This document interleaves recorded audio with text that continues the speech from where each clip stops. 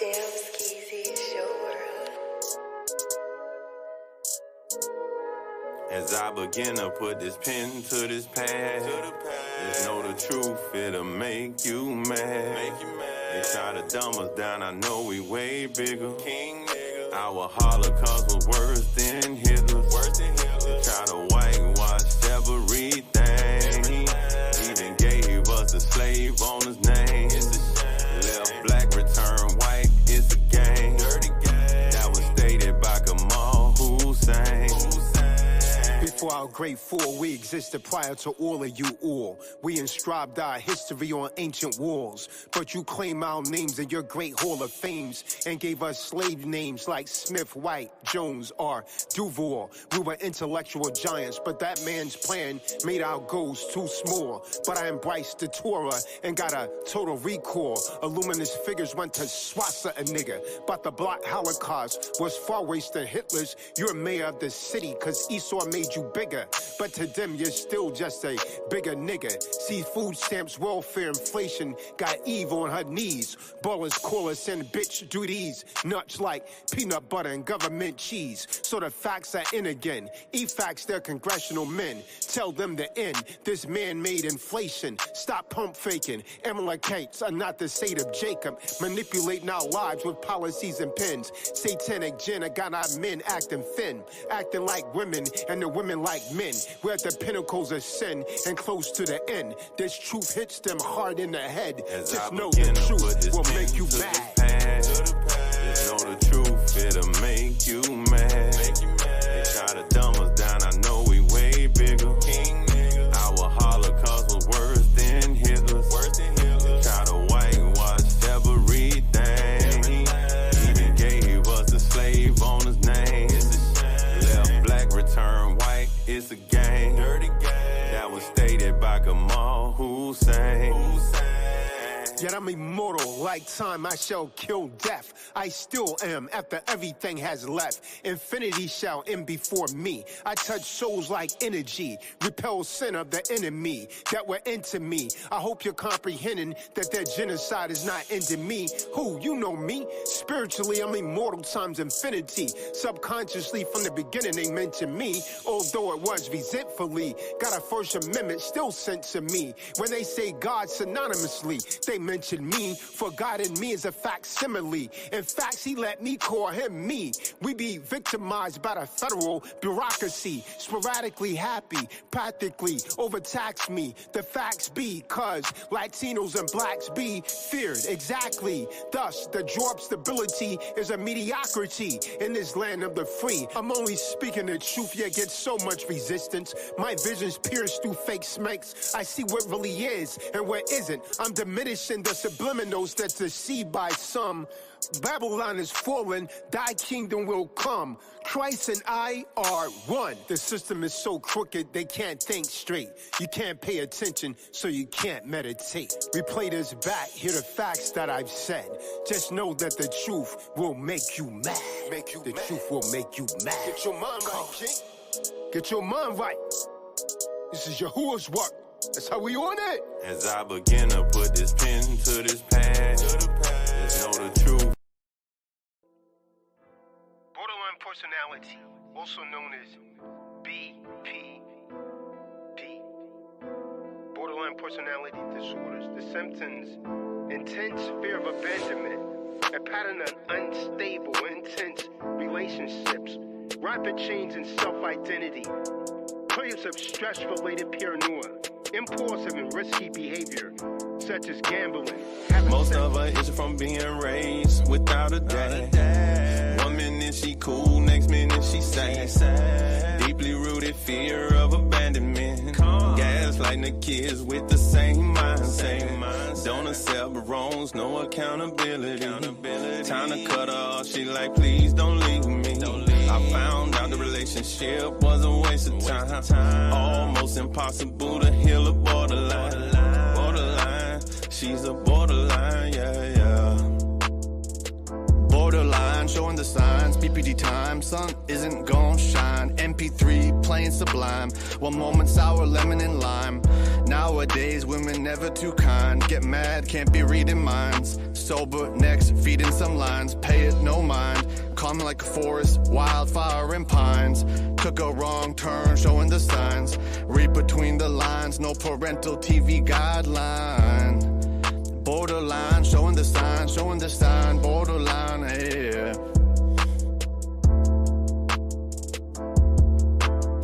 Most of her is from being raised without a dad. One minute she cool, next minute she sad. Deeply rooted fear of abandonment. Gaslighting the kids with the same mindset. Don't accept wrongs, no accountability. Time to cut her off, she like, please don't leave me. I found out the relationship was a waste of time. Almost impossible to heal a borderline. She's a borderline, yeah. Fucking with a borderline, damn near lost my mind. Daily text, talking suicide, I can't reply. Love on E, ran out giving you all of me. Became a codependent attached to your mentality.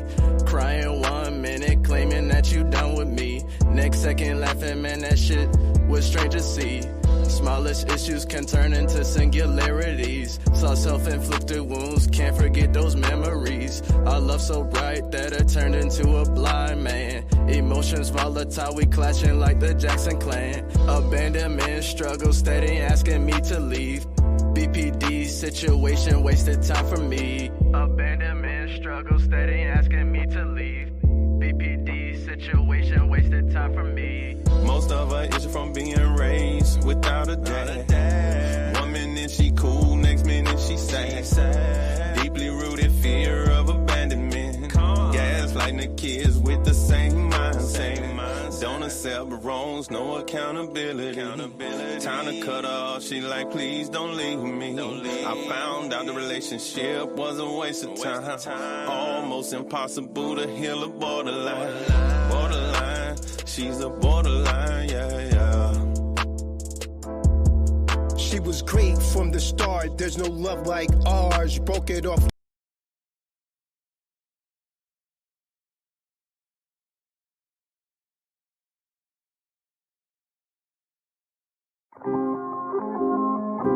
Oh, what, Benai, you in love again? Damn, man. Yeah, yo, man, you hanging out the gym with one chick? Get a boy pregnant? She go and drop the baby like she Miss Pac-Man, don't tell you? Yo, love's a triangle, man. A man that's in love is psychosis. I'm trying to put you up on game, son. Love's a triangle. Don't get caught up in that.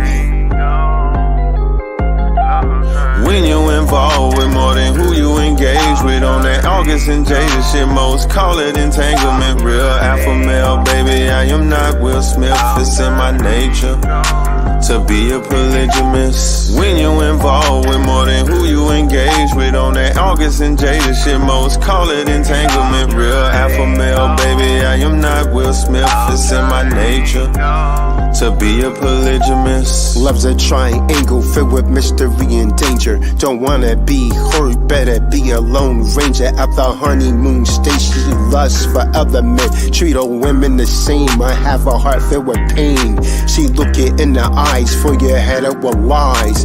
Jack's in a box, so it's two other guys. You're the only one surprised, and I surmise you stay out of the hood. Your head is circumcised. I was fucking like a rat out here slinging Peter. They had no love for me, I had no love for him either. I was a wife beater, like the tank top. Not talking about abuse, but I beat up a box. Learning love's a triangle. These hoes ain't lawyers, trying to do what men do. Totally out of order. Raised daughters of adultery. These mothers of laws, please tell me the last time you taught your daughter about loyalty. Open my eyes, another hoe in the street.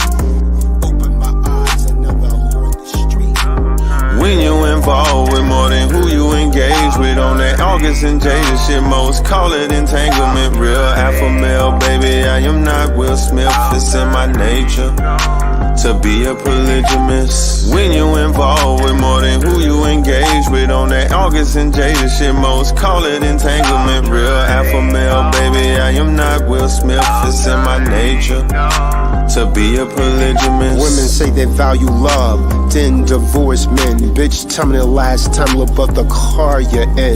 Those notes were paid by men. If the cars are exotic, love is a triangle. She's up in his pocket, she's got a husband at home. And Alpha to knock it, trashy hoe, let her know. I don't wanna pop it, men are going McTowel. Lonely and wishing they had a lawyer. Women, they were hugging and kissing. Women that are Christian, slinging, pussy, sucking, dicking. Offended cause I speak truth, I see it, I call it. She will fuck your best friend. She's after your wallet on some R. Kelly shit. He's trapped in a closet, having sex with other men, enjoying the sin. Love's a death sentence, now you got the package. Got HIV, the bitch get blacklist. Grab your things filled with pain, hit the street and get lit. Love's a triangle, don't get caught up in it. Love's a triangle, don't get caught up in it. When you involved with more than who you engage with on that August and Jada shit, most call it entanglement. Real alpha male, baby, I am not Will Smith, it's in my nature to be a polygamist. When you involved with more than who you engage with on that August and Jada shit, most call it entanglement. Real alpha male, baby, I am not Will Smith, it's in my nature to be a polygamist.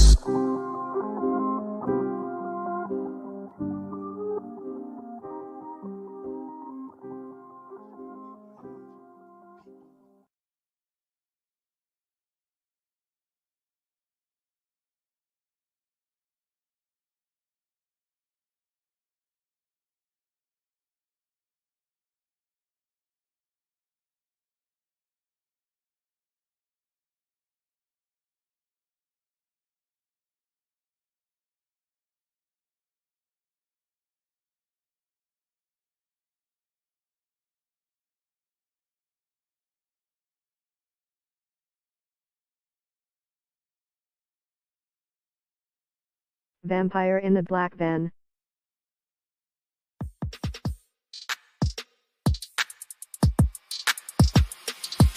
Vampires in a black van, gotta keep a close watch and guard your children. So many victims of human trafficking on the back of milk cars when they go missing. Used as sacrifices of high shaitan. So many kids lost and never found again. So much evil in the land from these vampires in a black van. Vampire in the black van, kidnapping children, human trafficking, single women, human sacrifice, drinking blood. Many people went missing in my hood. For sales, he got screwed up his butt by a rich Jew running Hollywood. When his blood sacrifice, they're taking your life. Chadwick Boseman's contract ran out. Bohemian Grove is masonry. Sold their souls to Satan seeds. You're in the matrix if you don't believe. Vampire in the black van in these streets. Vampire only got blood spit. 85% is have a death wish. Just wish to quit their life. Packed with the hospital, no midwife. People have their 3 wishes for this. Masonic human grits. Jurassic Park Newman, no sense of fear or risk. No red flag, their breath smells like a fish. He at your church wearing a crucifix. Be careful with those who are standoffish. Pagans yelling heathen slavery miss. Death wish on accident. Yahweh's judgment is swift. They chose to pay a shekel to Amalek. Paying through Hades, on fire like a wick. Dead by daylight, no antics, no spastic. Always coming back elastic. Their treat is a trick. Vampires in a black van, gotta keep a close watch and guard your children. So many victims of human trafficking on the back of milk cars when they go missing. Used as sacrifices of high shaitan. So many kids lost and never found again. So much evil in the land from these vampires in a black van. Vampire in the black van. She gave money for blood, like the Red Cross. For fame and name, her soul was the course. Heaven or hell, the choice is yours. Vampires are human cannibals, murdering people and eating flesh. Not biological, but blood brothers. So many children went missing on milk carts. Protect your neck, they're out here, man. Vampires riding around in black vans. Vampires in a black van, gotta keep a close watch and guard your children. So many victims of human trafficking on the back of milk cars when they go missing. Used as sacrifices is hot Shaitan. So many kids lost and never found again. So much evil in the land from these vampires in a black van. People are paid annually for human trafficking. Women and children are constantly going missing. These human vampires, Illuminati, banksters are kidnapping the women and children and throwing them in back of black vans. Be aware of the vampires in the black van. This is real. Protect your neck. Be on the lookout for these corporate vampires in black vans.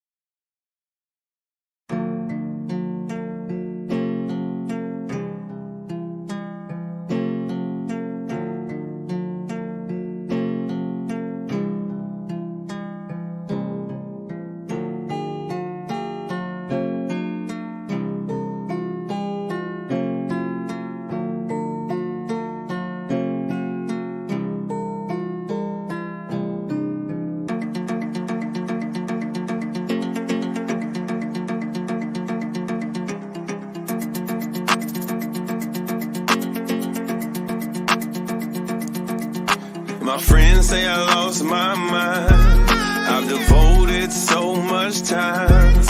My family call me crazy. I'm a fool for you, baby. Crazy in love. Crazy in love. Crazy in love. Crazy in love. Lady, you play me, but lately they the ones crazy. Namely, if you Abraham's daisy, then it's been insanity lately. We dip it in safety, driving me wilder. Maybe no noodles, no KD, no church key. Hades can't tame me, nobility, stability, changing ability, electrically raising veils to electromagnetic energy. Yahweh tell me, it's a double jeopardy. Giving credit, my mind's expert medically. Outpatients pending, all of my love I'm sending. Haters depending, all of my mind I'm not lending. A tolerable degree of sanity I'm spending.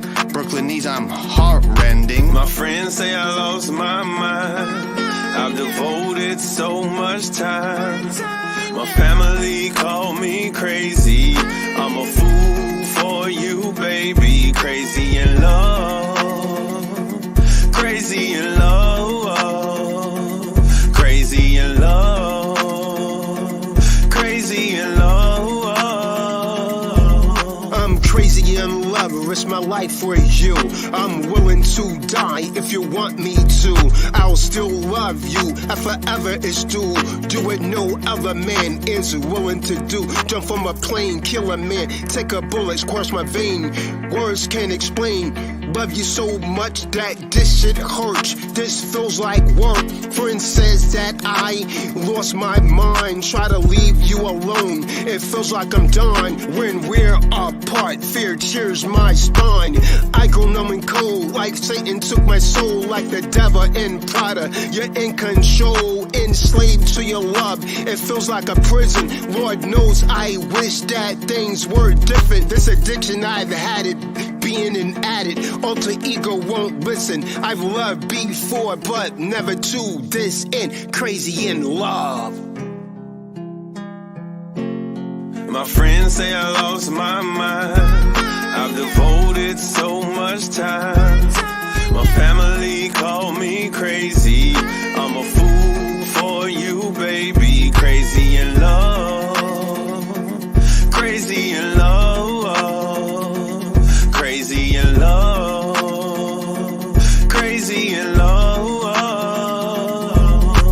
Hola hermosa chica, you a bad mamacita. So I chose you to be my baby. Been crazy in love with you lately. Our love felt so timeless. Don't know where the time went. friends jealous about the time spent. You act on advice you later resent. You're an emotional roller coaster. I'm on this ride just to show you. Sometimes I feel like I don't know you. Fuss and fight, but we can't break. Heartbroken, but I can't show your love for me. Just keep flowing. My friends say I lost my mind. I've devoted so much time. My family call me crazy. I'm a fool for you, baby. Crazy in love. Crazy in love. Crazy in love. Crazy in love.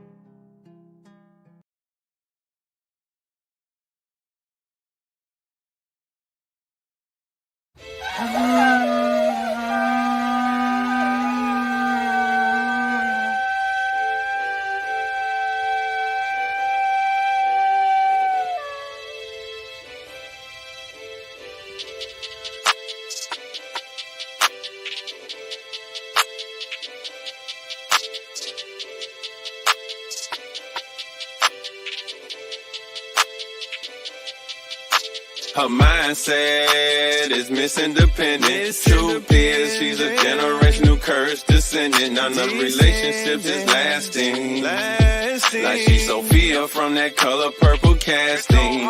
Destined to be with a harpo. Being led by a woman I will not go. Not going back and forth like clean like linen. Avoiding a power struggle with these masculine women. Masculine woman walk around with their chest out. Even go as far to get these fake breasts now.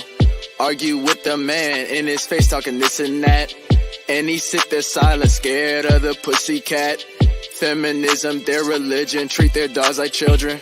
Wine drunk on the weekends, cheating, know they gotta get their freaking. Sleeping, no so frequent, their body can't leave you speechless. But demanding that you treat them like queens. Living teachless and single for eternity. No real man spending his currency on a woman who fights for the driver's seat. Alpha woman, not the thing to be. So all you women choose carefully about the gender you wanna be. You're living in a fake world made by Disney. Wake up and return to reality. Her mindset is misindependent. Truth is, she's a generational curse descendant. None of relationships is lasting. Like she's Sophia from that color purple casting. Destined to be with a harpo. Being led by a woman I will not go. Not going back and forth like clean like linen. Avoiding a power struggle with these masculine women. Masculine women hurt now children, boys and men acting feminine. Modern feminist, degenerate seed, no husband, raised by E. 2023 in atrocities. G's female lean a bottom meats. Bitching they companion to be equal to me. Law, never can be more equivalent to Satan's seed. Mine stuck in the 70s, fussing about equality. Primary move to abolish me, acting like she got a DIC. So much envy and jealousy baffles me, I don't understand. Men run the world, your only fans. Selling sex, a fucking mess. Alpha man, put your ass in checks. Honor men, show respect. A die alone or by yourself. You only call men when you need help. Jezebel, when your wealth is gone. Call arms, don't call Shalom. Other men, Tazadaq, I'm gone.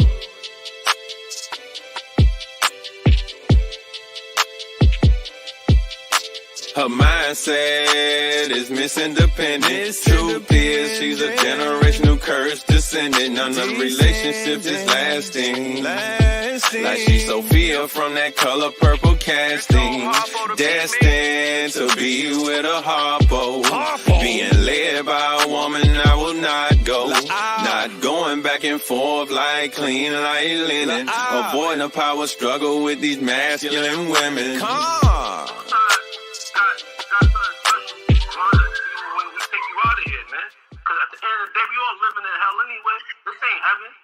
Ain't no way. Listen, Tazadaq right now, Tazadaq, he living nicely. You know what I'm saying? But I could damn sure believe that. If Most High said you want to get out of here, Tazadaq said, let's go. He out. You know what I'm saying? Because this is not heaven, man. This is not. We're not living in the way we're supposed to live as kings. Kings don't live like this, man. Look at the way we choosing our women. The women out here are finished, man. They got high expectations below expectations for themselves, man. They don't have standards for their own self. Women don't deal with morals. They don't deal with standards. They don't deal with principles. Most women do not deal with that, man.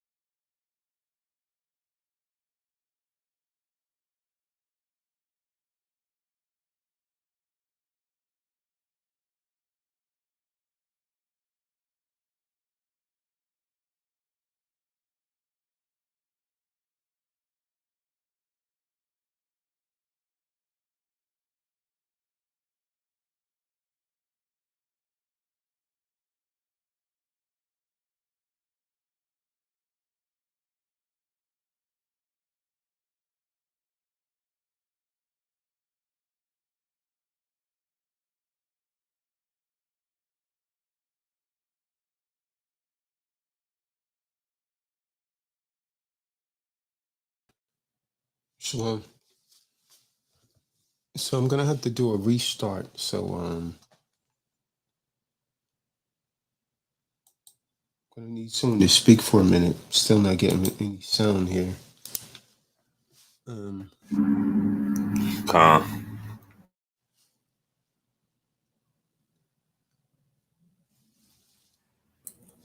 The subject matter is I can't even hear. Really see Ali talking. I can't hear nothing. Khan. Restart my system here. Shabbat Shalom. Very interesting topic you have here tonight, Where's the sheep that you have gathered through the Holy Spirit? Very heavy topic. Very heavy topic. All right, so yeah, I'm gonna do a restart. I'm not Khan. hearing anything coming through my speaker or my headset now.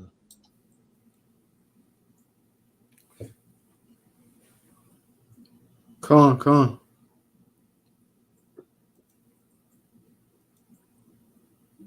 So Shabbat Shalom. you guys could go ahead and start talking about gathering the sheep until I restart my system here. Khan. I'll start first to propose to answer such a question. Where is the sheep that you have gathered through the Holy Spirit, the Spirit of Ruach? I'll be honest with you, brother. A lot of these guys, they're not passing the so-called screening that I have set up. I imagine I don't want to waste anybody's time here at Tazadaq or anything like that. So a lot of the gentlemen that I try to screen, they just don't fit the mustard. And behind the scene, I've exposed some of my affiliates to Kahan. And I just say, I just don't want to be the one to bring a reprobated mindset aboard such a prestigious gathering. But a lot of the times I'm constantly always looking. I do have family members to tune in from time to time, but like I said, this type of knowledge is for a select few people. Many are called and few are chosen, and that seems to be the case here, especially the small circle of brothers that I deal with. A lot of them, they don't cut the mustard. It seems like the only time they want to come around is when there's some type of remedy or something that they can benefit from, or just to benefit freeloading anyway. So, I can't say that these guys that I am aware of, they don't even cut the mustard. That's why I'm cutting a lot of them guys off coming to New Hebrew year. Because if they're not helping you, they got to be trying to hinder you in some type of way. And I've screamed from the top of my lungs about Tazadaq. The brother, he's biblically sound, and the brothers on the panel, they're biblically sound. Their commerce strong. That's why I don't understand why it doesn't attract more people. But I understand sometimes people want things given to them, and nobody wants to work hard for anything. But I'm constantly on the swivel to try to bring brothers aboard at all times, brothers and sisters for that part. This is such a good organization to be a part of in all aspects. But I yield. I'd like to all the brothers to propose that question. Where is the sheep that you have gathered through the Spirit of Ruach, the Holy Spirit? But Shabbat Shalom to all the brothers. Shabbat Shalom to all his guests, travelers, brothers and sisters on here tonight. And I'm very curious, where are the sheep? I think they done turned to Swifties or Cardi B's. It's so easy to get people to gather for foolishness, but when it's dealing with logic, you come to find out a lot of our people don't have that. But I yield so that a brother will have an opportunity to speak. Shabbat Shalom once again.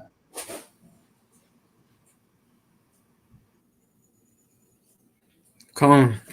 Shabbat Shalom, everyone tuned in. It is a good question that the Kahan is proposing tonight, this evening, about the sheep you've brought in. Over time, I have expressed, the information and the knowledge that I've gained through the Kahan, through the Ruach Hadash, starting off with my family. And they saw it, initially as some type of cult per se, or some weird teachings like I was becoming a Muslim or something like that. But actually, gradually, they've definitely started to tune into more of the live streams, more of the discussions. I've always shared the links with many people. It's just dependent on them to, click on the link.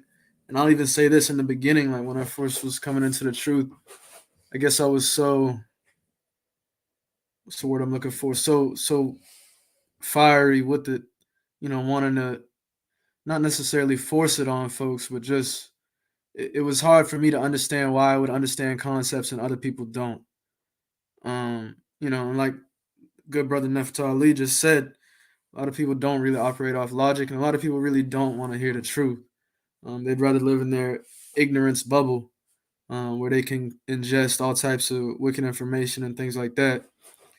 So it takes a different type of personality to even absorb this, to even listen to you when you want to bring up precepts, or you want to bring up concepts to them that they may not understand at the time. I definitely shared the link with many folks, definitely tried to pass on the truth to as many people as I can. And I've definitely changed up my approach as well, about not being so fiery with the scriptures, not trying to, cut so swiftly, but move a little bit more move a little bit more wise when I bring up certain things and certain discussions come happen up. And even my friends, like at first, I told them, I never forget, I told them, hey, yeah, I'm reading scriptures. They started laughing because, I mean, if you knew me before, like, I wasn't into the scriptures real heavy. Nah, I just was just a worldly Negro. So, I mean, it's kind of weird. I guess to them, it's weird seeing me, go through a transformation mentally, spiritually, to a point where it's like, nah, I'm not really trying to do that stuff I was doing before. So I think it requires to bring in sheep. I think you got to be able to become an effective teacher. And that's something that I've definitely am still trying and learning every day, because not all people can be taught the same. Like, not all people receive information the same. And the same thing with being a leader. Like, there's different types of leadership styles as well. So there's a lot of dynamics that play roles, but through the spirit Ruach HaKadosh, that's really what you got to come through, to try to save as many of these lost sheep as possible in these last days. But I think a big portion of it, like I said, was just the teaching methods, as well as harshness with the word, because we all know the word could cut. But it's just a matter of, is this person you're about to tell this information to even, are they even going to receive this? Because you could tell some people are just too far gone worldly, but there are those that do need this information, and there's a path for them as well. But Shabbat Shalom to everyone in the panel. Shabbat Shalom to everyone tuned in, listening currently, and if you tune into this later. So Shabbat Shalom.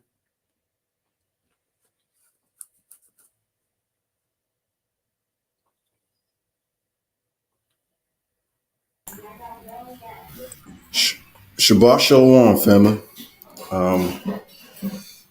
Yeah, I agree with the two brothers about the types of people and vetting them. I've made many attempts. One did. A couple reached out in contact, but none of them, stuck around. So I guess just not giving up. So I think to myself, what made me stay, what made me, keep coming around. I'd say, yeah, personality have to do something with it, like the way Benaiah put out, and it's it's being a little bit being a little bit wise, because Kahan, he if you watch, he doesn't deal with everybody exactly the same. He fills them out accordingly and tests according to how he according to how his experience and how the spirit leads him mostly. You know what I'm saying? He's shown me time and time again, he's made a guess. I can't even say an educated guess, but he's hey, this is just, watch, this guy's gonna stop coming around, or it's because of this, because of that. Someone that disappeared, or watch what's gonna happen. And it came through. So I guess it's just just being in the right spirit, filling folks out. Ali, said something about vetting them. But shoot, man, it got to be someone who wants the truth, and not everybody wants it. So maybe we got to get bigger, reach a wider audience, network, travel, possibly even go to different, step foot in a different country every now and again or something. But they out there. The sheep are definitely out there. I guess we just have to be a little bit more diligent about it, or more creatively diligent, should I say. Because, man, we haven't been up and down the East Coast on the high holy days. God, he's been, all over the United States before the, before the scandemic and everything. And then he got YouTube. YouTube reaches all manner of folks. So they definitely out there. Perhaps I'm not, well, speak for myself, perhaps I'm not in the right spirit all the time. Maybe, I get a signal or a sign and I miss it. Being at the store, client location, so on and so forth. And we're even missing or, possibly not responding quick enough or with the right words in the comments when folks, try to get attention. Note that it says, be wise as a serpent, harmless as a dove, and he who wins souls is wise. Those are two different scriptures. But yeah, it's they out there. They out there. Ain't but a third of them, but they out there.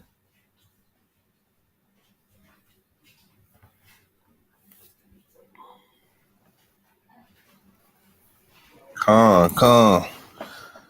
I agree with all what your brother said, but one thing I'm gonna say that we have to keep in mind is that Isaiah 55 verse 11, the Most High's word never comes back void. It goes out and accomplishes what He intends for it to do.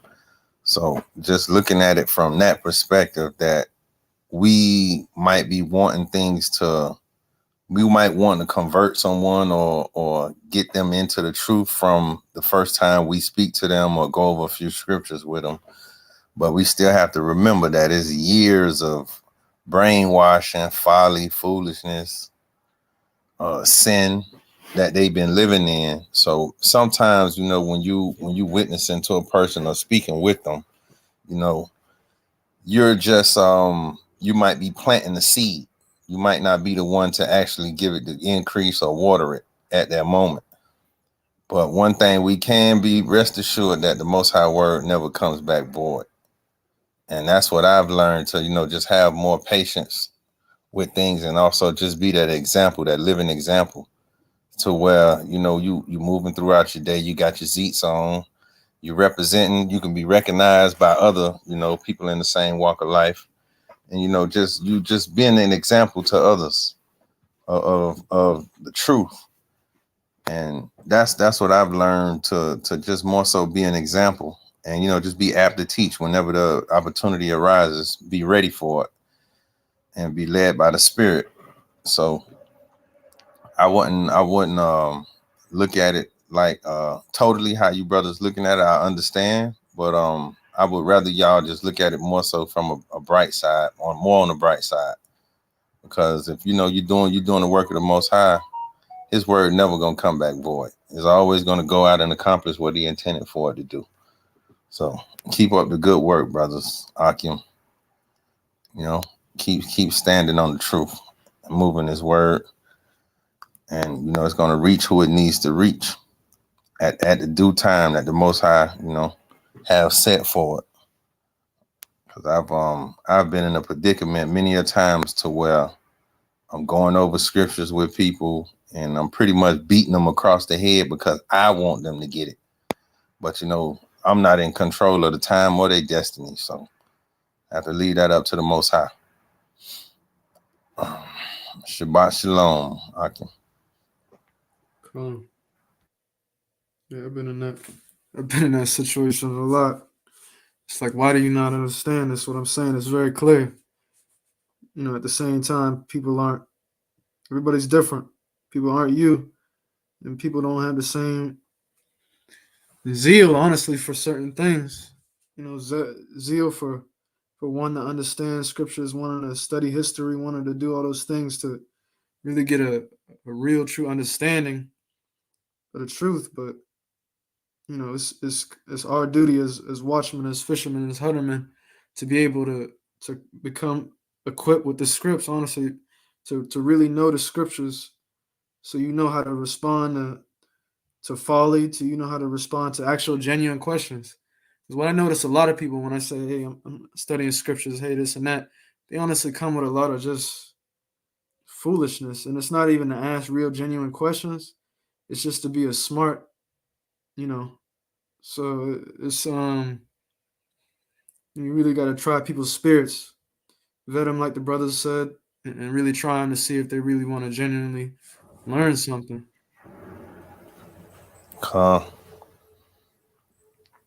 It's just like it's a lot that we got to keep in mind too. Like as far as this walk goes, like this is the narrow road. You know what I'm saying? So it's like not many people is gonna get it.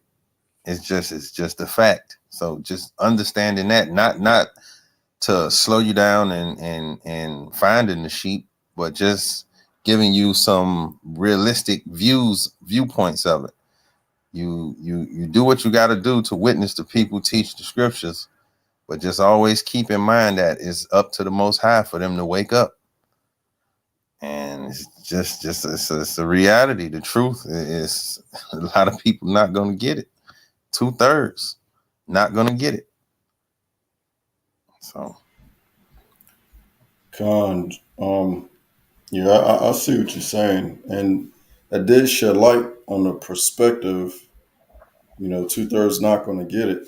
I've been going with Kahan for about a strong like 3.5, 4 years, and I mean even before you brothers, we've been through at least like between 50 and 100 folks, see? and then just thinking about like he's been at this thing for like over 15 years, and his channel's got over 50,000 subscribers, and just looking at there's less than 50 of us that are in the truth, and that are around, and then of those you got even smaller amount that's like even more like committed. You see what I'm saying? So I mean, I get that. I definitely get that. Because I used to really feel some kind of way, man. Because people would ask me questions, have a real good conversation, and I'm like, hey, go to email, right here. This is one, this is the YouTube channels and whatever on Tuesdays, and I would let them know, and Khan would always be like, hey, what happened to so and so? That guy that you told me about, or that lady. I was like, they ain't contact you yet? Nope. It just they go the other way, man. There's one lady, I ain't seen her in 2 years, and she just popped up on a webinar once. Started throwing my name around. I was like, huh? I was like, who's this? She's like, oh yeah, from so and so place. I was like, what? I was like, oh man, it's been yeah, you gave me this information, but she talking like it was yesterday. That was over 2 years ago. I was like, I ain't been in that place for like 2 years, and so that kind of just like threw me for a loop. And me, I mean, I come across. Now, I was talking to Benaya. I got like 2,800 contacts inside my phone, and that's just regularly meeting people, business and including family members, so-called family members, and I don't hide this. You know what I'm saying? Like I'm not a different guy. I like what I like. When folks ask me questions, I try to go to the scriptures about it. You know what I'm saying? And I've just been more refined and better about doing that. And some folks take to it, some don't. Folks ask me about these herbs and spices. Man, I'll be, hey, this is what you get, da da da.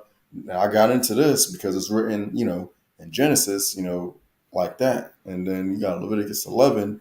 If you want to keep your meat, you know what I'm saying? Like I relate everything back to the Bible, man. Like that's how I think. So it comes like naturally, and whatnot, especially when folks that are brand new. But yeah, it's I say like I've seen maybe like I can count on one hand by the amount of folks that's reached out. One stayed for a little bit and left. One showed up once and left, and everybody else was just like, cause they're scared, man, scared of the truth. Con. I'm just thinking maybe I'm mishandling them somehow. But even in that, we gotta go through some numbers to find others that are that are like us. Con. I mean, them email lists around like APBC and in that time period, like, I mean, what was that, a year ago? Yeah, like them email lists used to be long. Then them Zoom calls filled up. Con. Folks just fall out for whatever reasons. I don't know, but I guess, so earlier that truth be cutting. I mean, if you don't like it, a lot of people just get mad and they just leave. You know, the truth is the truth. You can get mad, you can leave, but it's still gonna stand as the truth. Con. I mean, it's a lot of, you just gotta be a different type person, I think. But if you think you got it figured out, why even come here? Right. Why even search the scriptures for answers if you think you got it all figured out? You feel me? Like that's what I can't connect those dots. Most look for answers that cater to their emotions and their current thought process. And when they see, that what the truth actually is, and they see the amount of changes that they will have to make in their life, that's the discouraging part to most.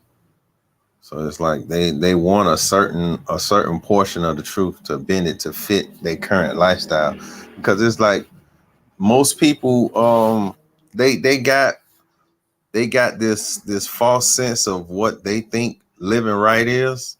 And as the scriptures say, there's a way that seemeth right unto man, and the end is wrong to the Most High. So that's mainly what it is. It's like the adjustments that you have to make. Like they don't see the logic in it because they full of sin. So it's like, that's the struggle within. But then after due time, it comes around, and like I said, not every time you would be the one to give them the increase, but you may be the one watering, or you may be the one planting the seed. But one thing about it, that word gonna stand. It stands the truth test. The truth stands the test of time. So, Con. Yeah, there's been quite a few folks that left and came back and whatnot. So yeah, the Most High's word is definitely true in that sense.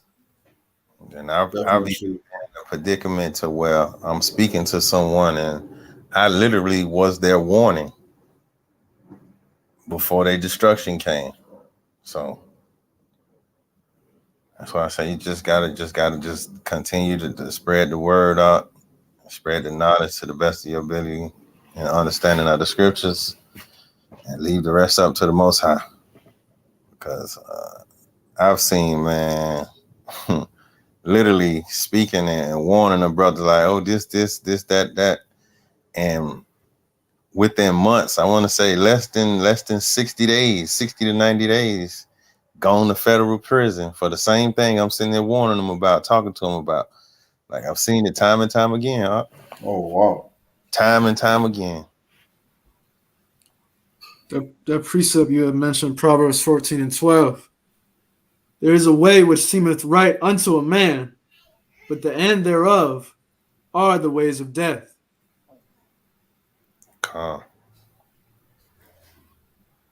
A lot of people walk like that though, like especially Christians. Like if you're a Christian, all you think you got to do is proclaim Christ to be your savior and live a quote unquote good life. Be nice to people. No, it's a lot more in depth to that, but it's different. But I notice a lot of people trim their ways, like that scripture in Jeremiah says, "I trimmest thou ways to seek love." A lot of people see how we move, see the precepts, see the way how our lives have changed. Even from the outside, look, outside, how women are supposed to dress, how we carry ourselves, how we think. They see that and they're like, okay. They compare that to the lifestyle they're currently living, and then they compare that to the people in their life they're currently living and how those people would perceive them. And it's like, okay, I don't want to be looked at differently, or I don't want to be thought of differently if I choose this truth. Because when people hear this, they know it's the truth. They know it's the truth because they can't resist coming on here and tuning in, and they can't resist coming on here and acting like a dang on demon. Because that demon, the truth will bring out that demon inside them. So they know it's the truth. It's just on if they want to accept it or not and really change their life for the better. But you never try to trim your ways. You know, if the truth is the truth, just live in it. There's no reason to try to hide or act different. You know, this is what you are. This is who you're supposed to be. Keep the Shabbat. Keep the dietary laws. Keep the high holy days. Preach this word to as many people as you can. Teach people through certain different ways, different aspects of life. They come to you for questions. Go, like Yashameen, brother Yashameen, to say, use the scriptures, because that's the best tool we have.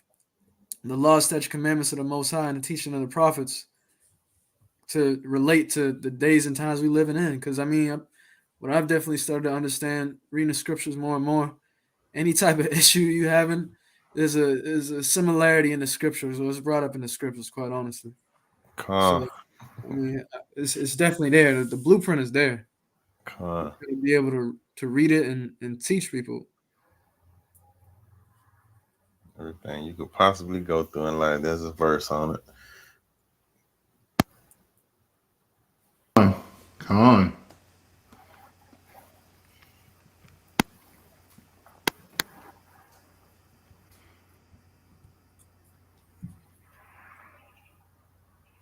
Yeah, I would think a lot of the brothers and sisters would want to become, affiliated, especially seeing that, you got Hosea chapter 4, verse 6.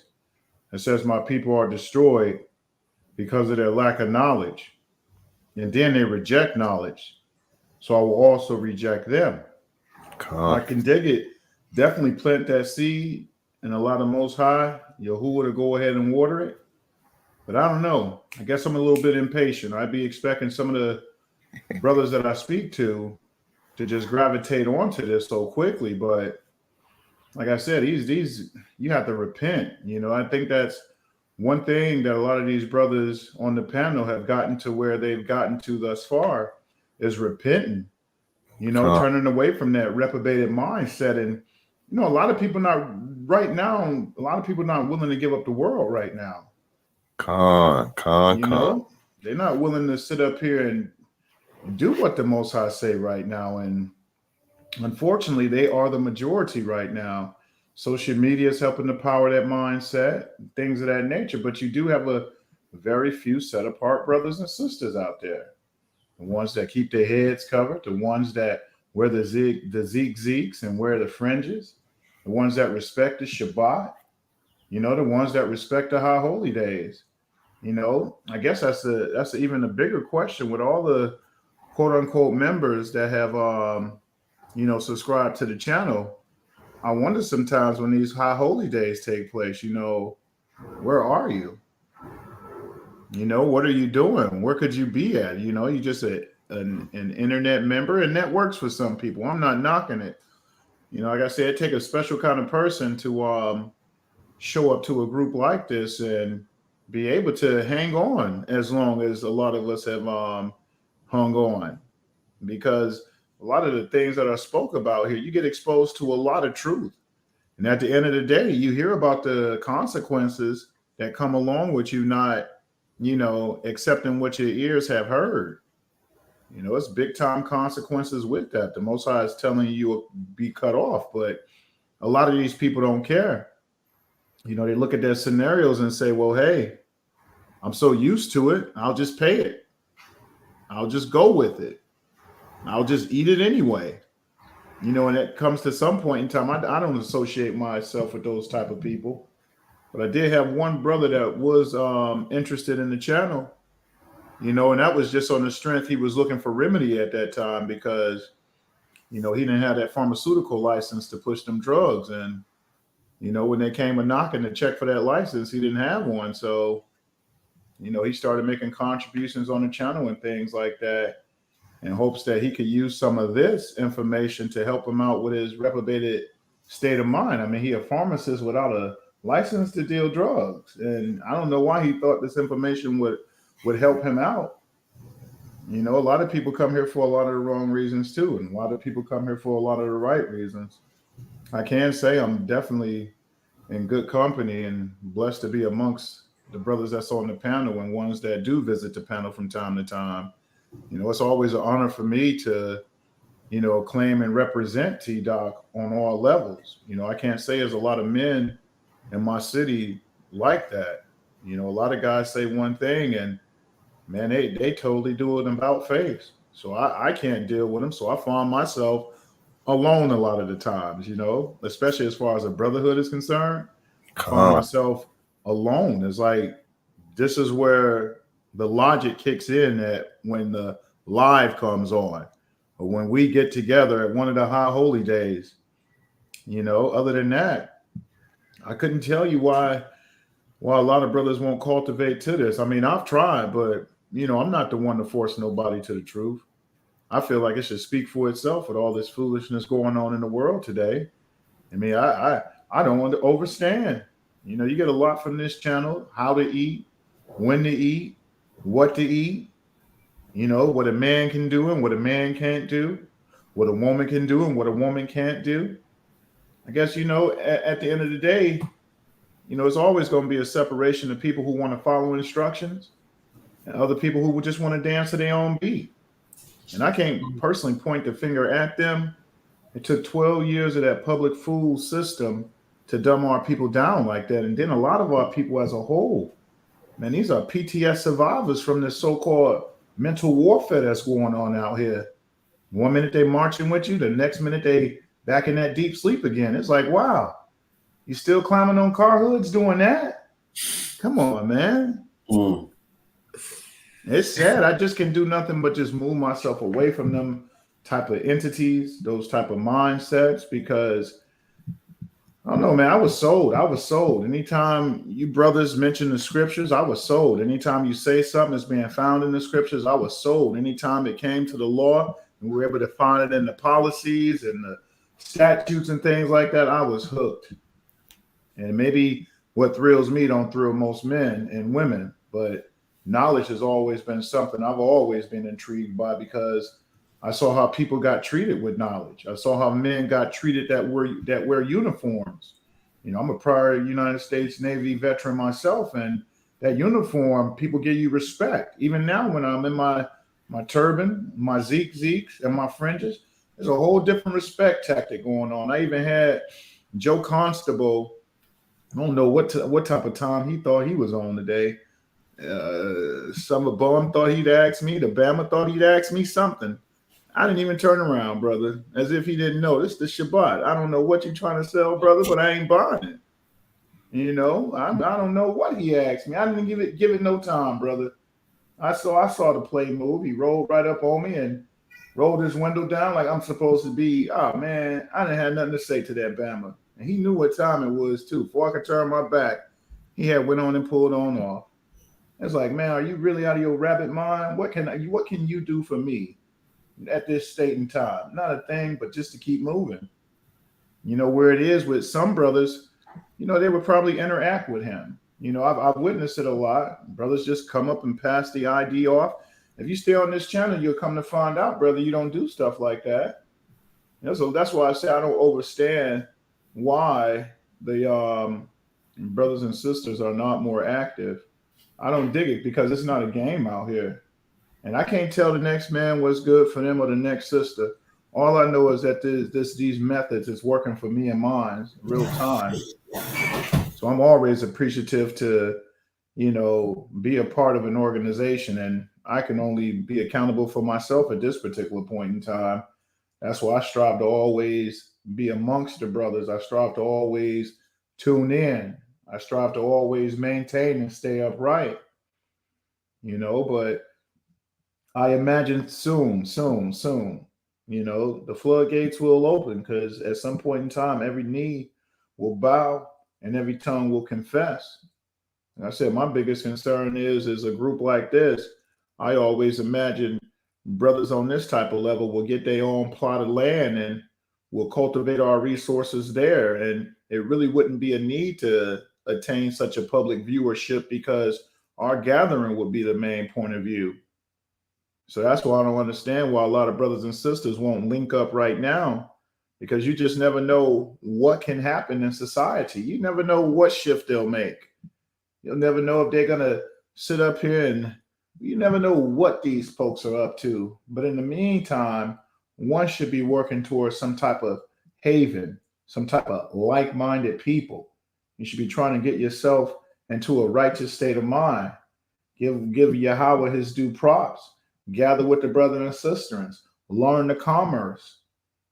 Because it's a very wicked world out here. And I can't say brothers are my brothers if they don't call in the name of Yahweh.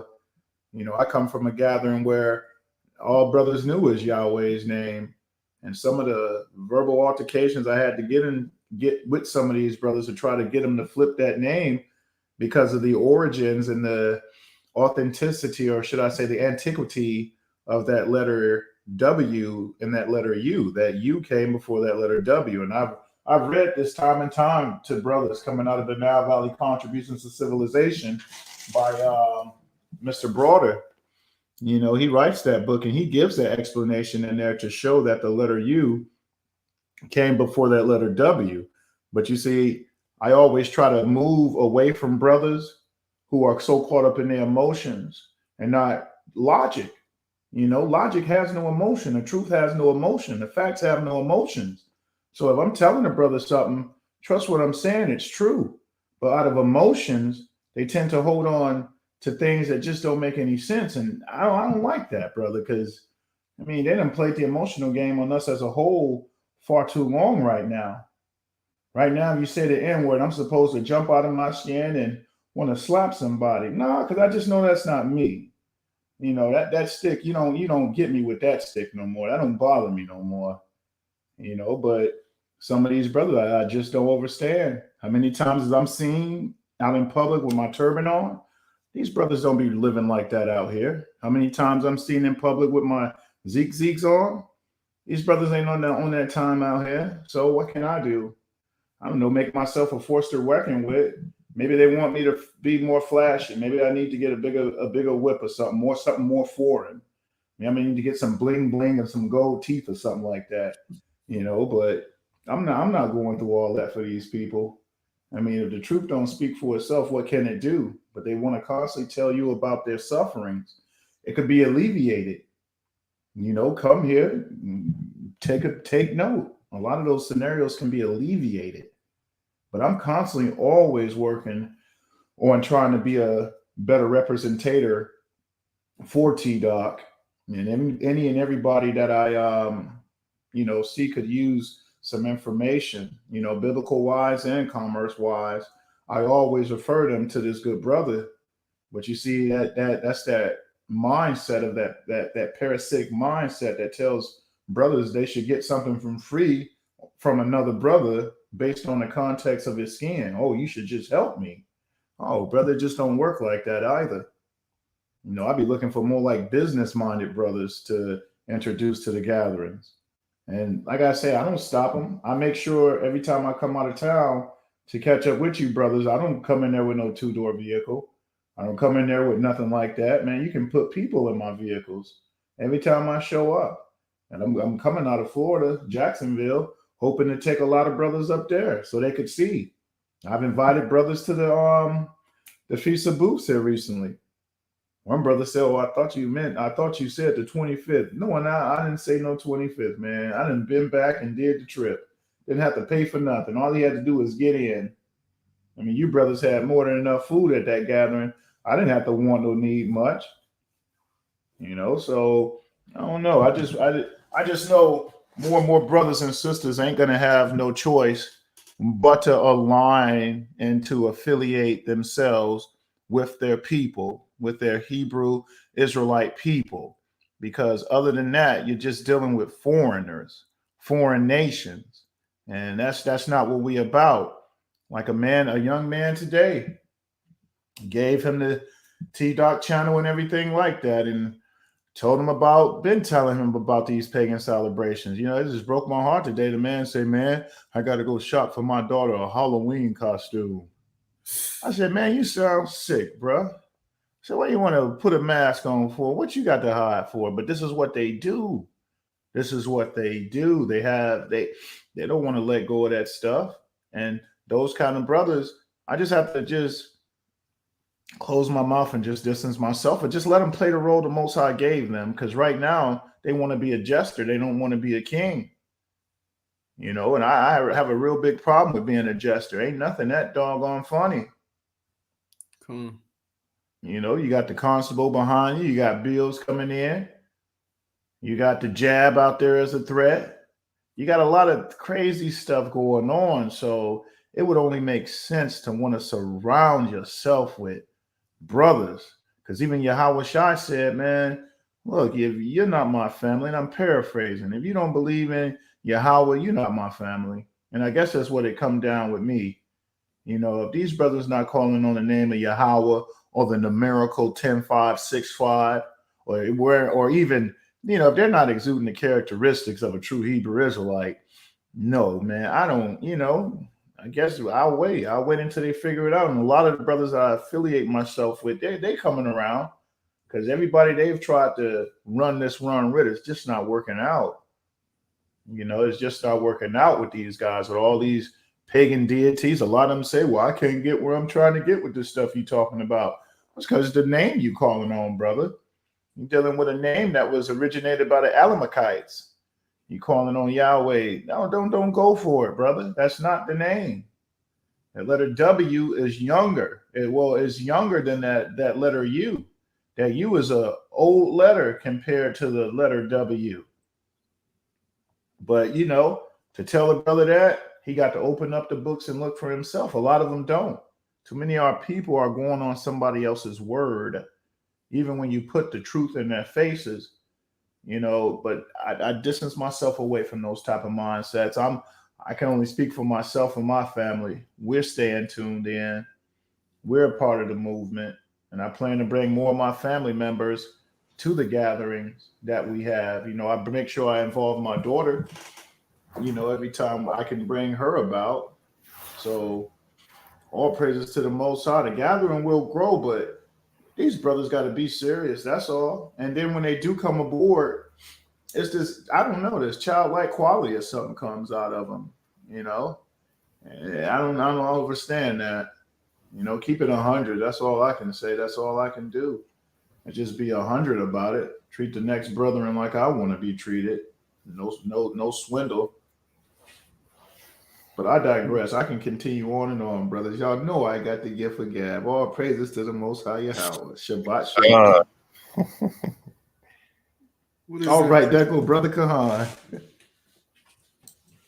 I'm still having some sound issues. I'll just use my headsets for now. So I'll figure this out later. And can you hear me pretty clearly though? Loud and clear. I'm using the same speaker, man. The Rode is I have my mic. So yeah, so the brother speaking very well in the spirit. We'll continue on with the word of the Most High, man. So the title of this lecture is Go Out and Gather Sheep. Feed my sheep. So you know, the good brother Nefertali was speaking a lot of truth, right? All of us are supposed to be set up once we learn this truth as a shepherd. I just heard brothers giving each other big up. Yeah, brother, you're doing good. Yeah, you're doing good. What is the measure, or should I say rather, what is the yardstick by which you measure good? Is it based on your own accord? Or is it based on the scriptures? To do good is to keep the law. Scriptures say, he that know to do of good and do it not, to him it is sin. That means to keep the law.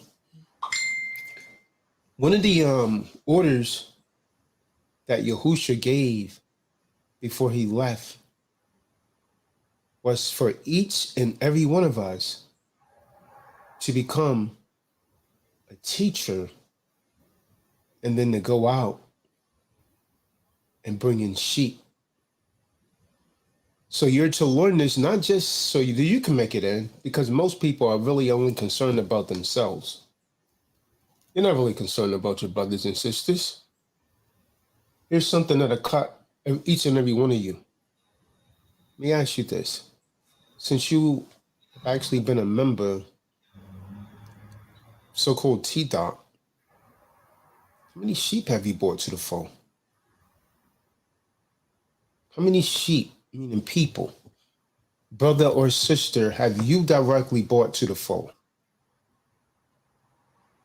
And if you say anything, especially if you've been around 2, 3, 4 years, and you say anything less than 10, 20, shame on you.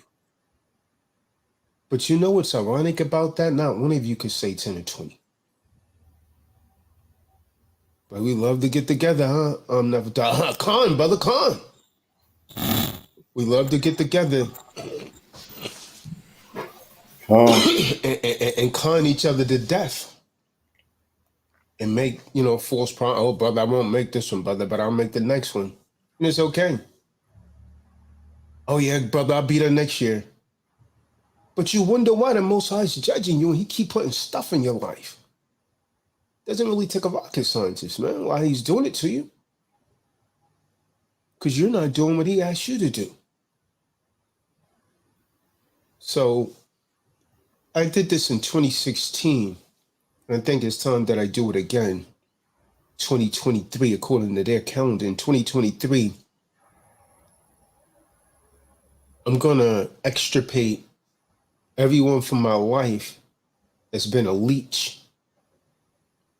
I want you to ask yourself, if you're around me, what have I brought that brother? What have I given him?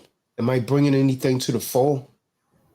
Have I at least brought any sheep to the true disciples of Christ and help it grow? When Tazadaq stopped talking about the Kanas, was I still trying to encourage people, or was I taking initiative to create the Sanaj? What if Tazadaq was just actually sitting in the background to see who's going to take initiative? Seems like if I don't say anything, everything's fall apart. So if you basically what you're saying, if you remove Khan Tazadaq, then there is no T-Doc. In the words of David, I could prove it.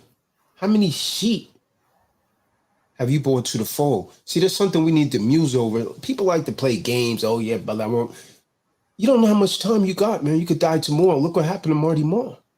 Even with Marty Marr, the death being so close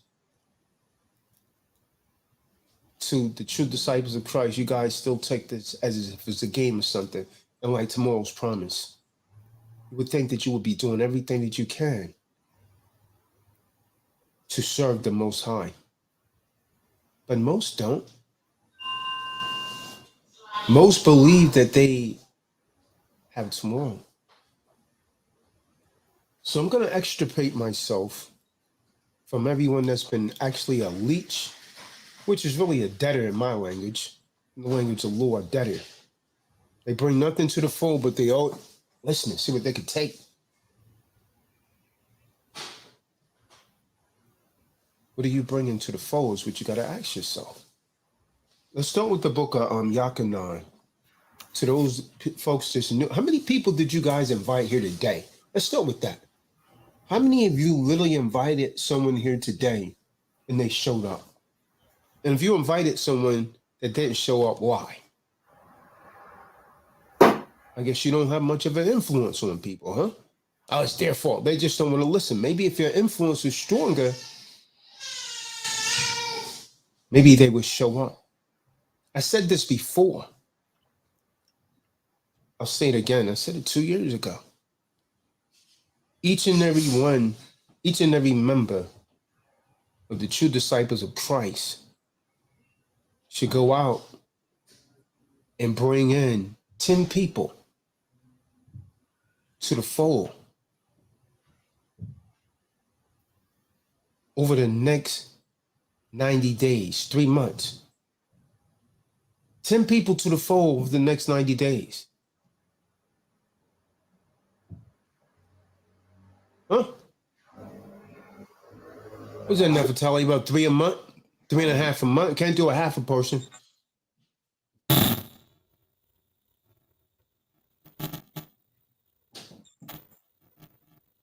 Three people a month. If you could just get them to show up, I believe if they listen to this message, the Ruach HaKodesh would do the rest. So if you can't do that, I don't know who's talking, but it's just gibberish. It sounds like a broken walkie-talkie. So if you can't do that, then maybe the Spirit's not with you like you think. If you've been around for a while and you haven't been able to bring anyone to the fold, shouldn't it say something about you? After all, isn't that what they do in church? They tell you to go and invite people in. Invite so-and-so to the church. Do you not care about the mitzvah?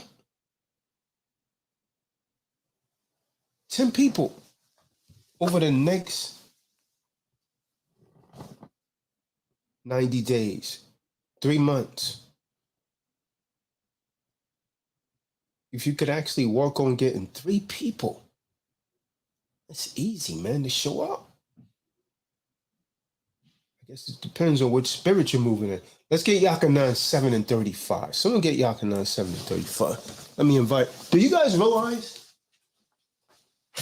I'm not trying to sound like no boaster or anything, but do you guys realize that everyone has joined the true disciples of Christ has primarily joined because of Kahan Tazadaq? Khan. We're talking about hundreds. There's been hundreds of members. We didn't say that they had to stay if you just get them here. Obviously, most of them's not going to stay because 2/3 are not going to make it. But you have a responsibility to bring sheep to the fold.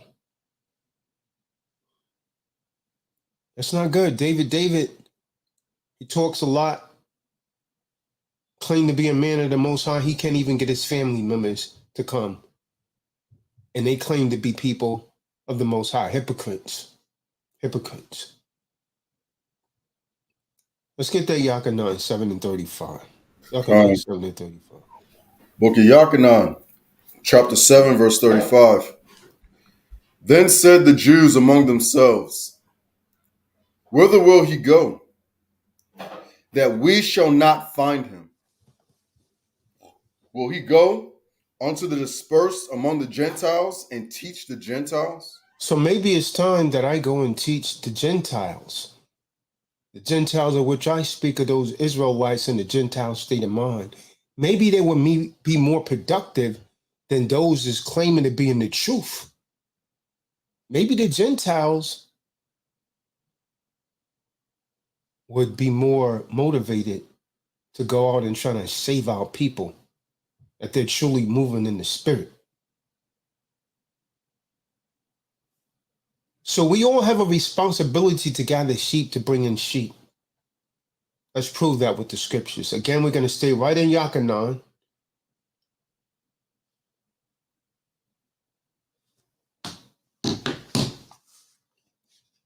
Did you finish that one out on General Yashabi? Khan. What did Hamashiach say? Where it's called the Good Shepherd. He said, just as Yahuwah know me, my sheep know my voice. So if you go and you get certain people, they're going to know. Someone get that, Yakanan 10, verse 15. The wicked is not going to hear this, but you at least have a responsibility to try and teach them. Yakanan 10, verse 15 through 17. Come. Get that. The book of Yakanan, chapter 10, verse 15. As the Father knoweth me, even so know I the Father, and I lay down my life for the sheep. And other sheep. Hold on. So Hamashiach said he laid down his life for you. What are you doing for him? He didn't just say it, he did it. But what are you doing for him, nigga? Oh, I can't make it this time, Tazadaq. I'll get the next one. I'll get it next year. Man, you're a hypocrite, man. You got to go to church for that, man. You see, yeah, I'm in the truth, con. You're in your truth. You're in your truth. You're not in the truth. There's only one truth. You're in your truth. And in your truth, you could do what you want to do.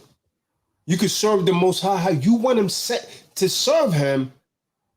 but not how he say to serve him. So you're lukewarm. That means you're not going to make it. I know you don't believe that, but it's written. Like, go ahead, Up.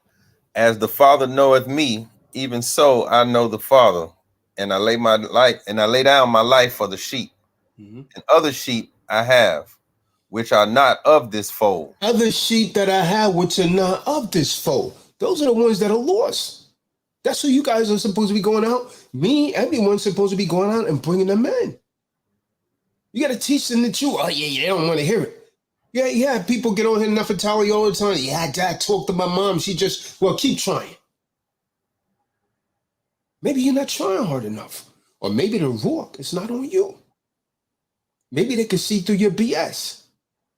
I don't know. Nefertari, don't let your mic go out now, brother. The mic is getting too... The speakers are getting too hot, Nefertari. Don't let your mic go out now.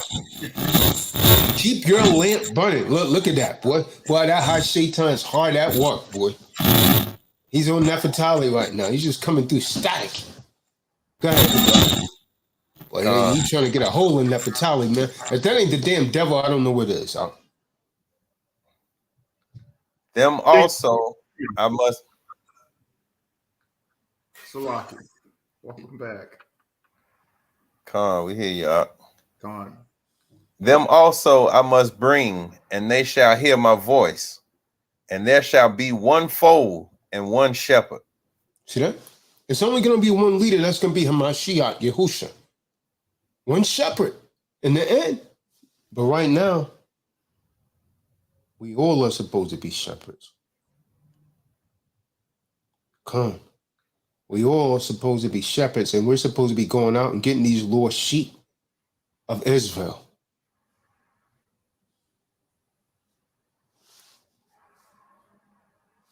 You finish that one out, Up? Where's Ephraim? He really need this, man. See, they're never around when they really need to be here, man. Go ahead, Up. Therefore doeth my Father love me, because I lay down my life that I might take it again. Mm-hmm. How many of you are willing to lay down your life for the sheep?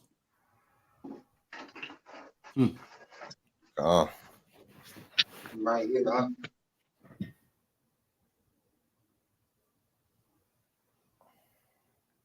Go ahead, Up. No man taketh it from me, but I lay it down of myself. I have power to lay it down, and I have power to take it again. See, they thought they killed. See, when Caesar told Hamashiach, don't you know I got the power to put you to death? He could have said, listen, man, you ain't got no power to do nothing to me, man. He's telling you right now, he laid down his own life. I got power to lay it down, and I got power to prevent it. He could have said, look, man, you ain't got no power over me. But he came into this world for a purpose, to lay down his life for you, and you don't even want to serve him as he asked you to serve him. That's the son of Yahuwah, man. Being whipped to death for you. And you won't even show up to our high holy day. Where's your sheep? Where's the people that you're bringing to the fold? Oh yeah, Tazadaq, 50,000 views. How many did you bring here? See the ultimate message? They can all hear the message once they come here. Man, this guy's in the spirit. You know what a lot of them say? Yo, the reason that I chose you over these other people to do the secure party creditor, because you be talking that Bible. Gone. But how many did you bring to the fold? How many did you bring to the fold, Peter? Feed my sheep. What did he tell Peter? Feed my sheep. What are you feeding with this word, man? You keep giving them GMO, man. They keep getting hungry again and again and again. If they eat this food, they're going to never hunger again. Go ahead, Up. This commandment have I received of my Father. Come. From there, let's go to Yeshaya 56, verse 8.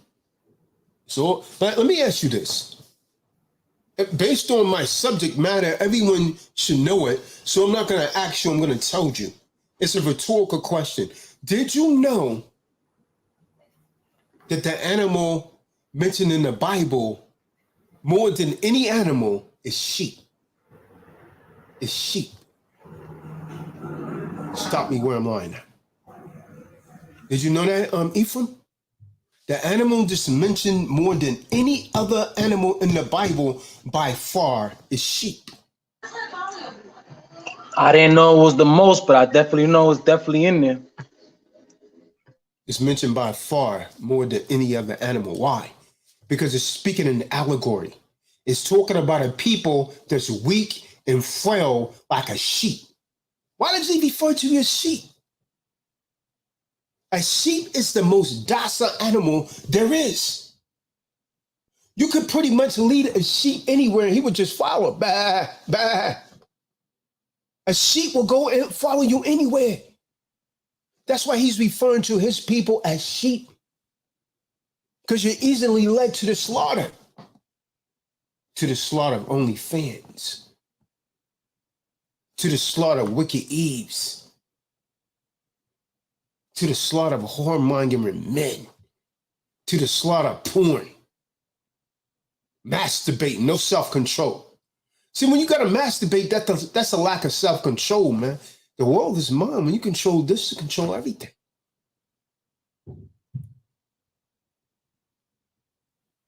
Addiction of drinking, drugs. Your sheep easily led to the slaughter. Isaiah 56, verse 8. Trying to get some more people in here, man. Khan. The book of Yeshaya, Isaiah, chapter 56, verse 8. Yahuwah, the supreme Halahayim, which gathereth the outcasts of Yasha Allah, saith, Yet will I gather others to him, beside those that are gathered unto him. So then you got to go like the people that's already praising the Most High, you're not gathering no one. You got to go out and get those other ones, man.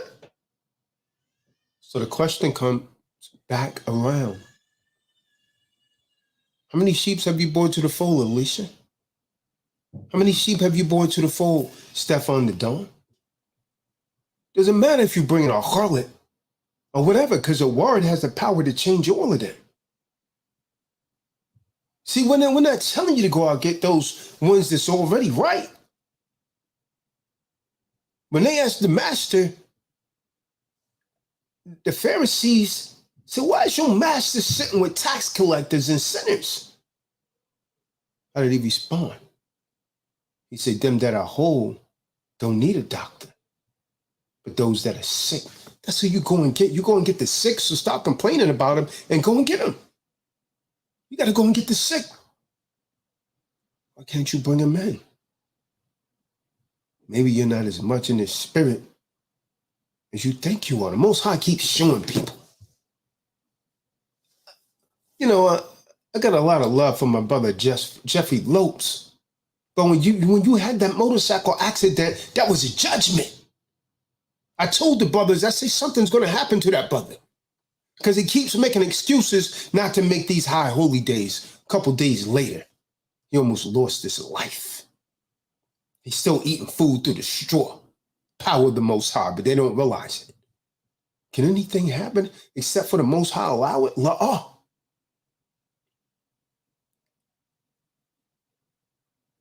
See, you're not gonna be right until you get right.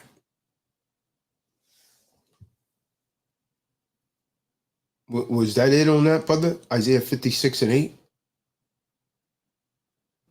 Khan. From there, let's go to Ezekiel 34, verse 6. So we have a responsibility to gather sheep. Who doesn't see that?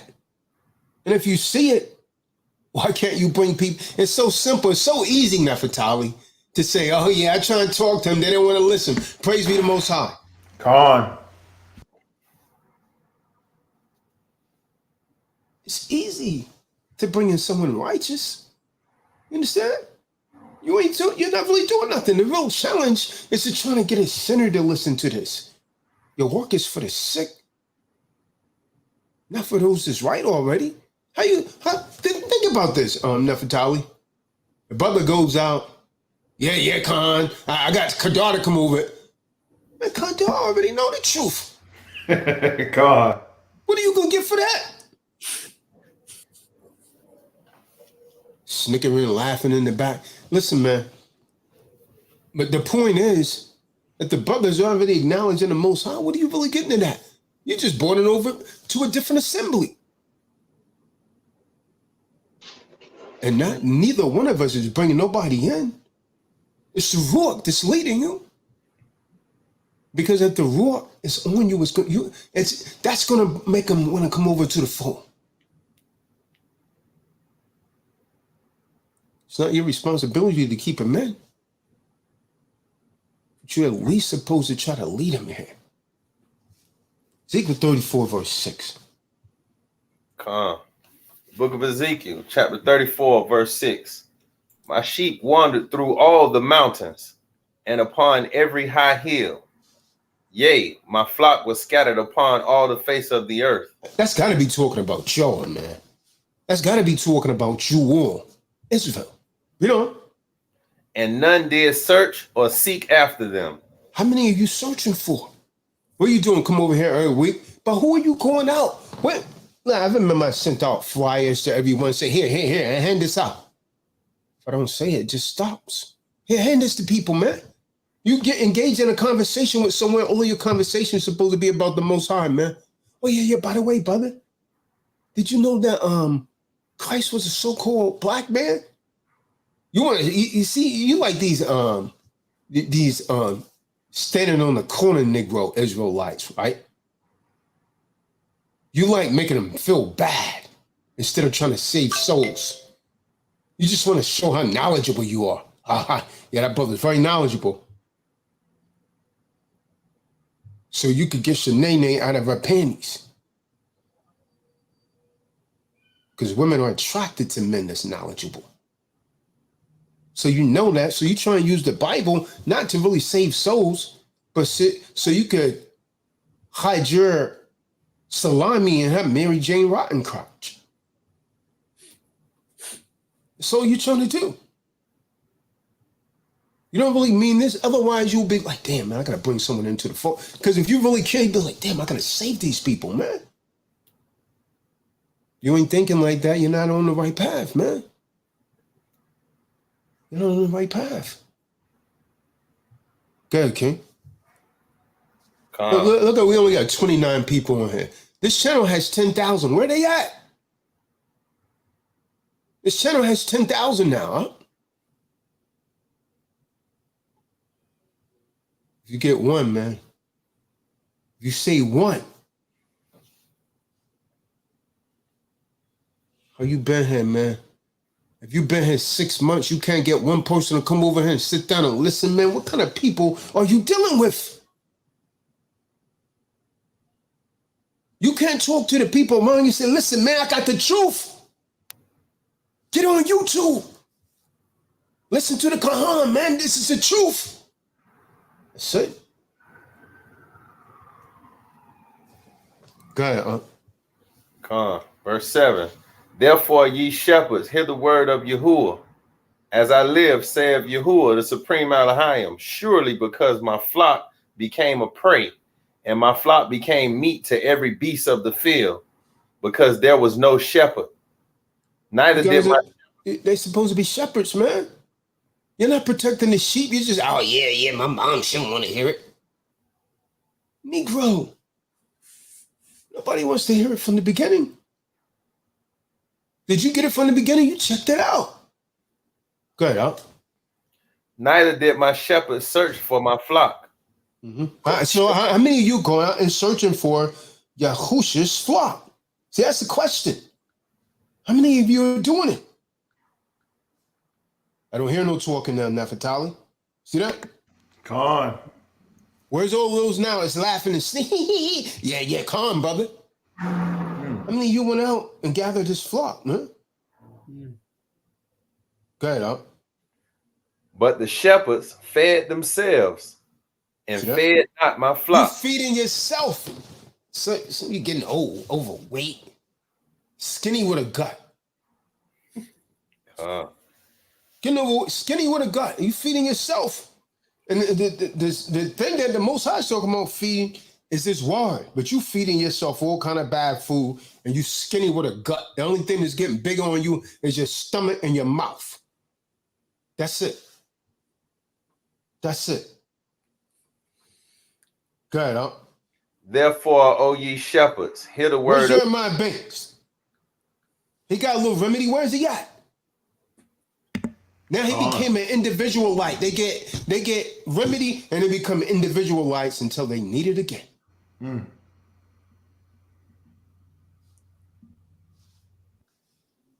Go ahead, huh?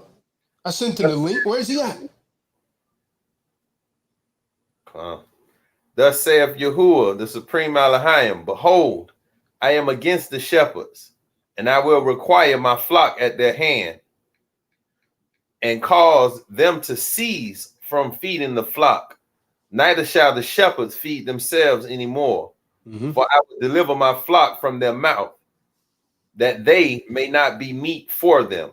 For thus saith Yahuwah, the supreme Elohim, behold, I, even I, will both search my sheep and seek them out, as a shepherd seek out his flock in the day that he is among his sheep that are scattered. So will I seek out my sheep and will deliver them out of all places where they have been scattered in the cloudy and dark day. You're gonna search them out, huh? And I will bring them out from the people. What verse are you on? 13. Yeah, jump to 23. Jump down to verse 23. The book of Ezekiel, chapter 34, verse 23. And I will set up one shepherd over them, and he shall feed them, even my servant David. He shall feed them, and he shall be their shepherd. Verse 24. And I, Yahuwah, will be their supreme Elohim, and my servant David a prince among them. I, Yahuwah, have spoken it. And I will make them a covenant of peace, and will cause the evil beasts to cease out of the land, and they shall dwell safely in the wilderness and sleep in the woods. Let's get John 10, verse 3. John 10, verse 3. Book of Yachanan, John, chapter 10, verse 3. To him the porter openeth, and the sheep hear his voice. And he calleth his own sheep by name, and leadeth them out. This is what we're supposed to be doing. We're supposed to be Christ-like. Read on. Verse 4. And when he putteth forth his own sheep, he goeth before them, and the sheep follow him, for they know his voice. So my sheep know my voice, man. Let's go to verse 11, verse 52. John 11 and 52. Where's the sheep that you guys are bringing in? How many did you bring here today to this Bible study? I know you guys know it than just us, the Tazadaq members. How many people did, hey, brother, we got Bible study coming on. Why don't you come on? If they don't mention something about it, you guys don't try to get it. You got to be a recruiter, man. How many sheep are you bringing? What about the sisters? See how little sisters it is? These women are even worse than Jake. They don't talk to no other sisters that trying to get them to come to this fold, man. To multiply a family, Nefertali, you got to have women and men. That's the only way to be reproductive. You got to reproduce people in this truth if you want them.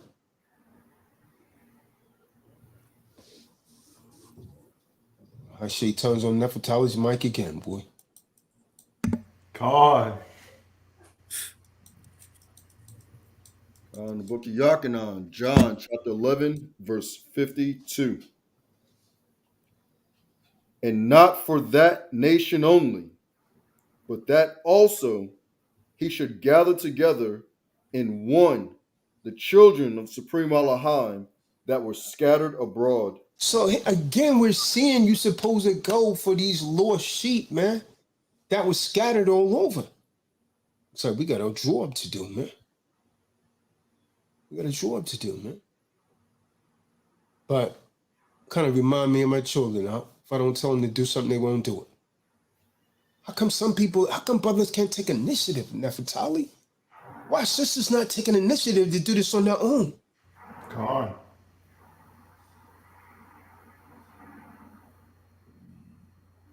From there, let's go back to Bereshith 49, verse 10.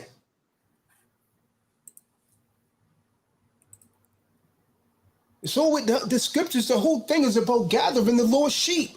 So the question is, to all of you today, where's your sheep? How many sheep have you brought to the fold? You're just concerned about you, right?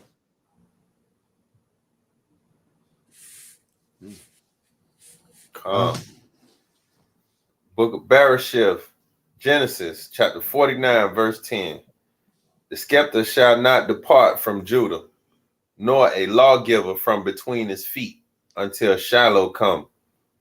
And unto him shall the gathering of the people be, binding his foal unto the vine, and his asses caught unto the choice vine. He washed his garments in wine, and his clothes in the blood of grapes. Come. What is Shiloh? Does anyone know what is meant by until Shiloh come? Yahusha. Come on. Are you sure? Come on. Did you guys know that Shiloh was a place? Does that really refer to Yahusha? Can we find any kind of prove it? Give me the scriptures that say that's Yahusha. Shiloh was actually a biblical city out. Let's read that again. Until Shiloh come. Come. The scepter shall not depart from Judah, nor a lawgiver from between his feet, until Shiloh come. And unto him shall the gathering of the people be.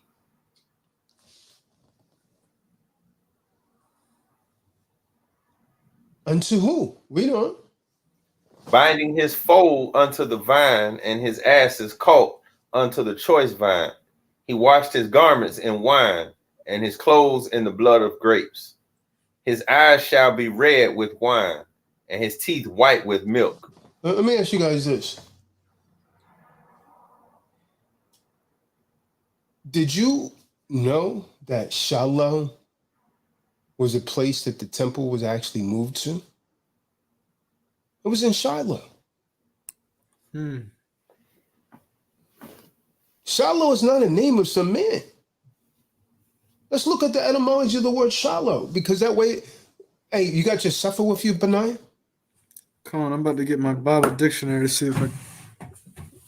Yeah, it's not a man. It's, people keep calling that Hamashiach, but when I tell someone to prove it, they can't prove it. Shiloh is the name of the sanctuary that the Israelites used to worship in. I got it out. Saying Shiloh, city in Ephraim, 12 miles north. Whoa. You sure they didn't say Hamashiach?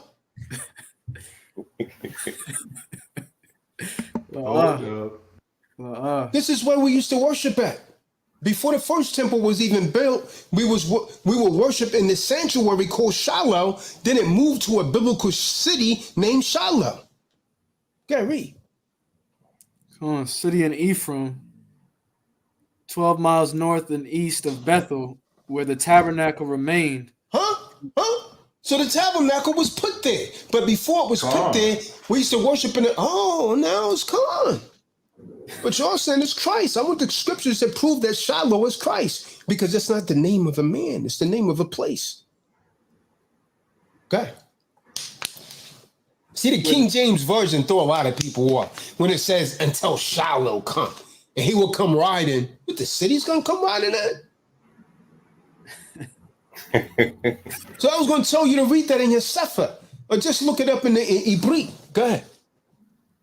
Where the tabernacle remained from the time of Joshua, to the days of Samuel. Judges 21:19 and 1 Samuel 4:3. But get that. Someone get that. We're going to show you that this is not Yahusha.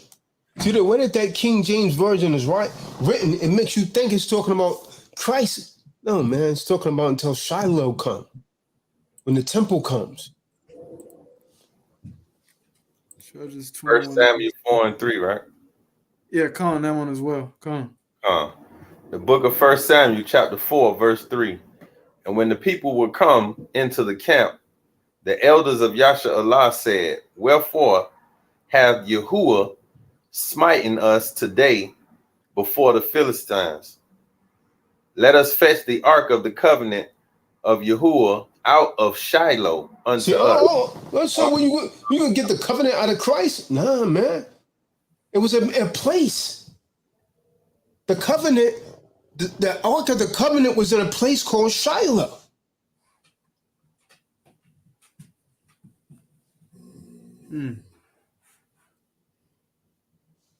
What does the word Shiloh mean? Whose who it be?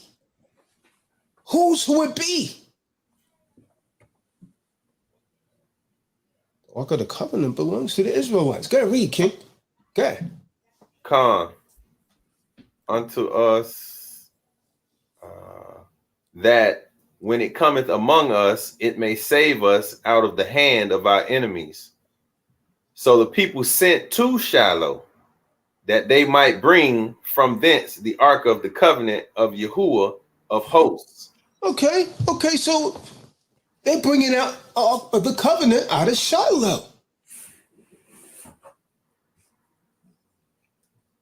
What are we reading?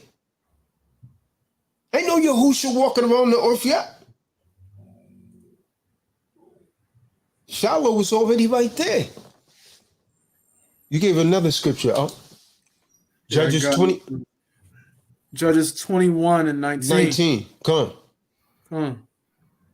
Then they said, behold, there's a feast of the Supreme Elohim in Shiloh.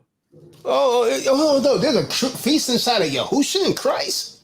It doesn't make sense, Nefertali. Well, I'm ashamed at you. Come on. It makes no sense. What are they having a feast inside? What are they having a feast on Yahusha's stomach? Shiloh's a place, brothers. That King James Bible, boy, I tell you something else.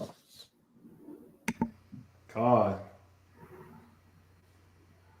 Until Shiloh, oh, that must mean Christ is coming. Sounds like it when you read that King James. Shiloh was a place. See, first it was a sanctuary. Then during the building of the temple, they moved it. The temple was built in a place called Shiloh. Okay. There's a feast of the Supreme Elohim in Shiloh yearly, in a place. In Christ yearly? So they're having a feast inside of Christ yearly, huh? It makes no sense. in a place which is on the north side of Bethel, on the east side of the highway that goeth up. Let me tell you guys something. After the Israelites took Canaan, which is the land of Israel, that's when the temple was built in Shiloh. The tabernacle was moved to Shiloh. Huh? I don't know if he got it in his Bible dictionary, but that's how it happened. Okay. North side of Bethel, on the east side of the highway that goeth up from Bethel to Shechem, and on the south of Lebanon.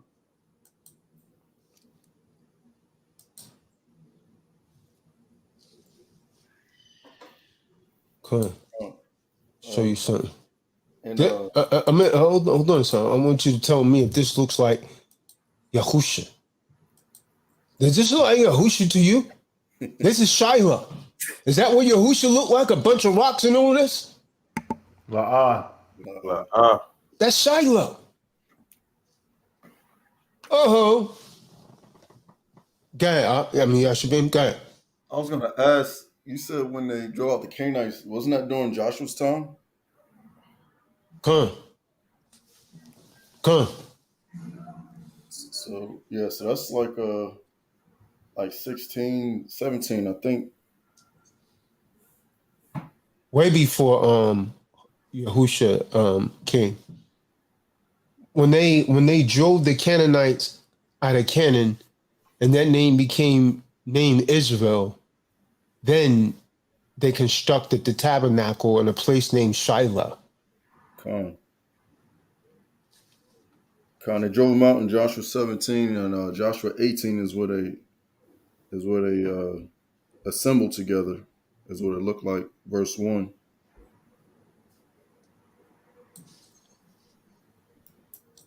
Yeah, Joshua 18:1. The battle was in the driving out was in 17. Oh, I see it right. Joshua 18:1. And the whole congregation of the children of Yahusha assembled together at Shiloh and set up the tabernacle of the congregation there, and the land was subdued before them.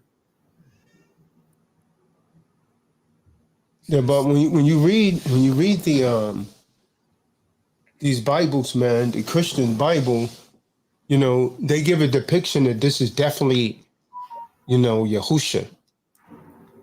They give a depiction that this is Christ.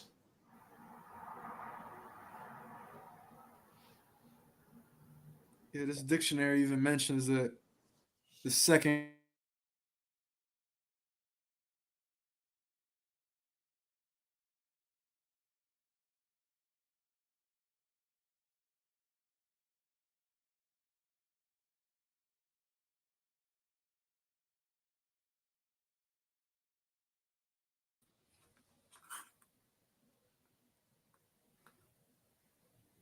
that's interesting. Yeah. The Christian Bibles will have you believe that this is Christ, the way that they write them. But when you read the clearer interpretations, it says, so he comes to Shiloh.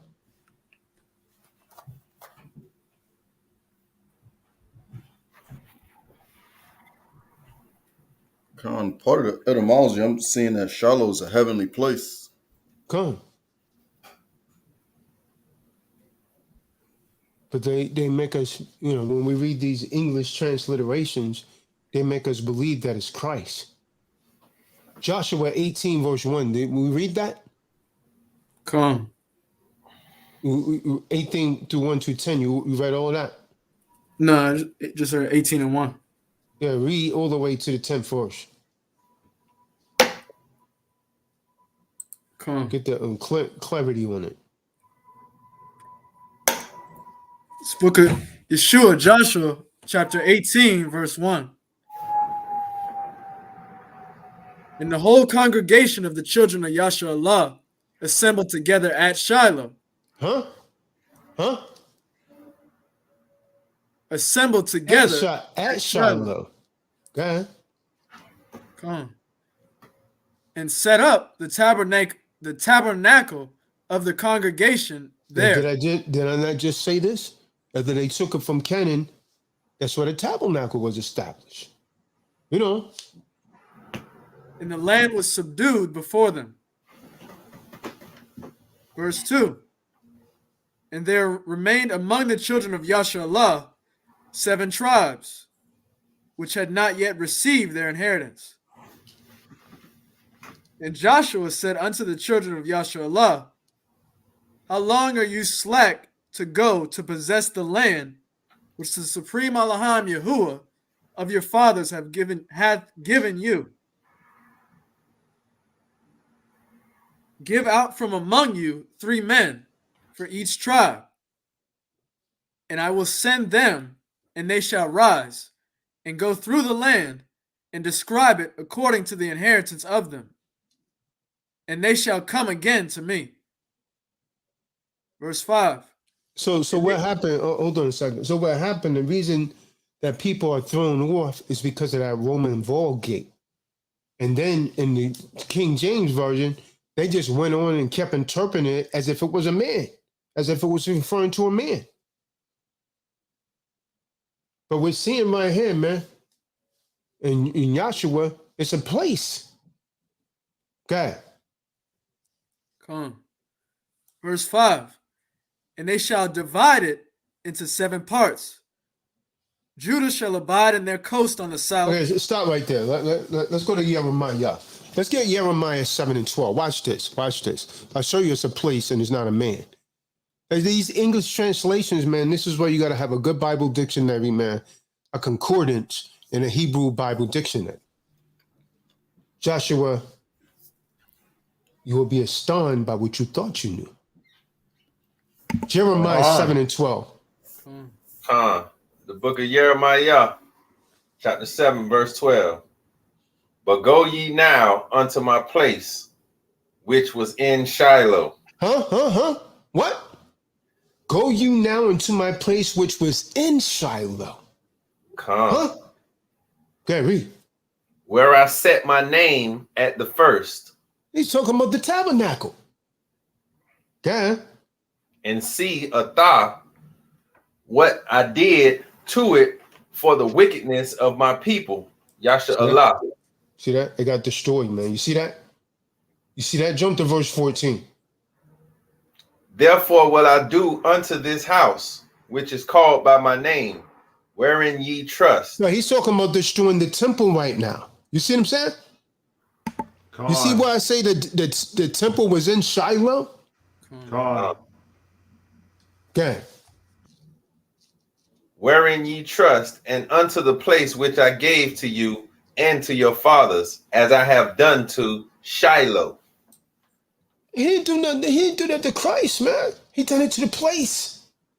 He destroyed the place. Let's go to Jeremiah 26, verse 4 through 9. It's beautiful once you understand. You'll be astonished by what you thought you knew. Come on. Book of Jeremiah. Jeremiah chapter 26, verse 12. Then spake Jeremiah unto all the princes and to all the people, saying, Yahweh had sent me to prophesy against this house and against this city all the words that ye have heard. Mm-hmm. Keep going. Keep reading. We're going to read down to verse 9. Oh, Salah, that was verse 12. You want to go from 2 to 9? Yeah, no, from 4 to 9.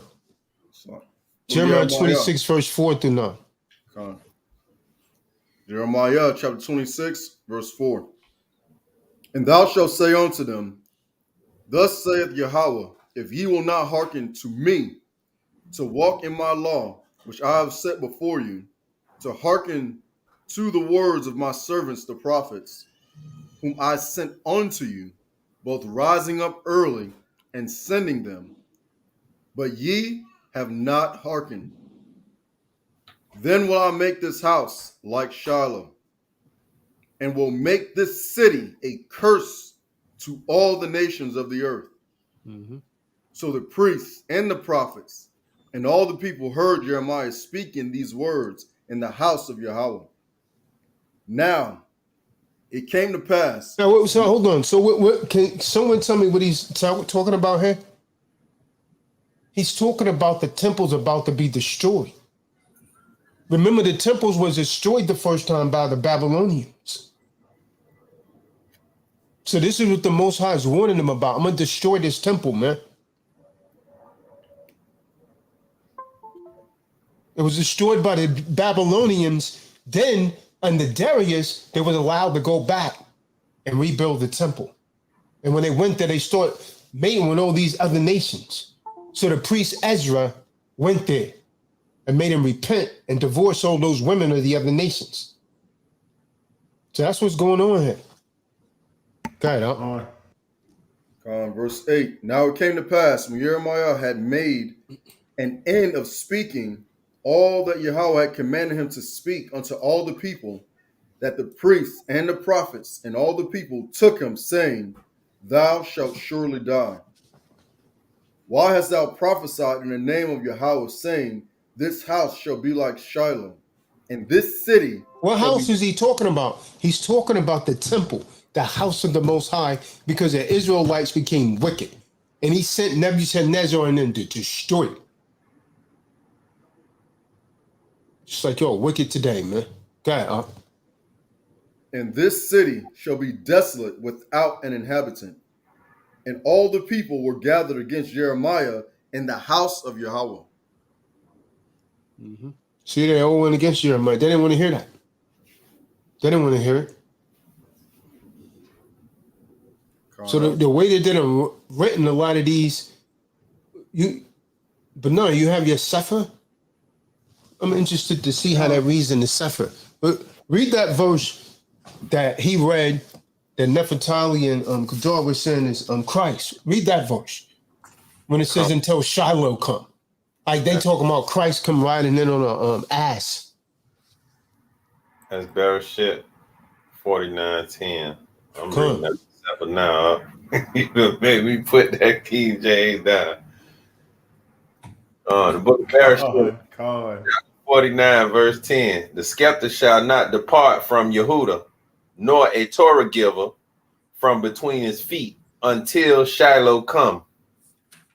And unto him shall the gathering of the people be. That reads very similar. That reads very similar. So and they're going off of this. When this thing first came in, it was that Roman Vulgate. That reads very similar. Where's Yeah, mine read the same. What about the Yehuda Bible? How many of you got a Yehuda Bible? No, I don't got that one. Lie. The scepter shall not depart from Yehuda, nor a Torah giver from between his feet until Shiloh come. Shiloh is a place, though, man. It's a damn shame how they done messed us up. See.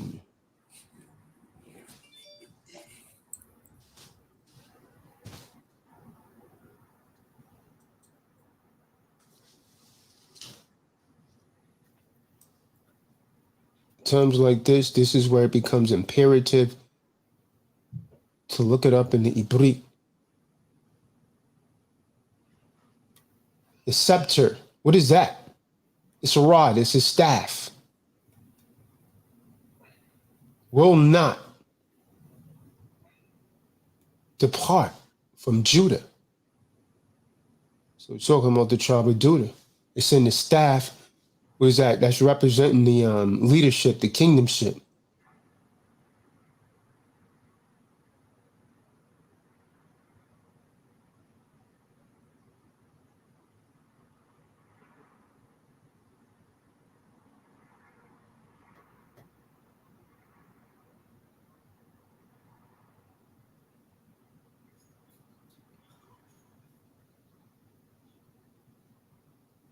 Yeah, when you read that, even if you try to look it up in the modern Ibrit, even though they claim not to believe in Yahusha, the so-called Jews, you know, they trying to say Messianic. He who is, perhaps he whose it is, a Messianic title. Let's have a look at Strong's, Nefertali. 78 and 86. Let me grab that Strong's right here.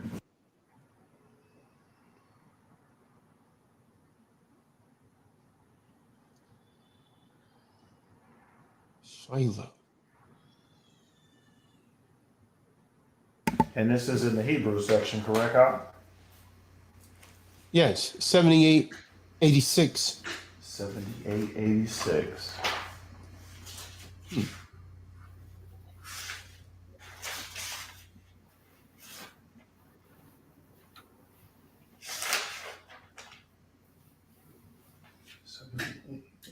Six.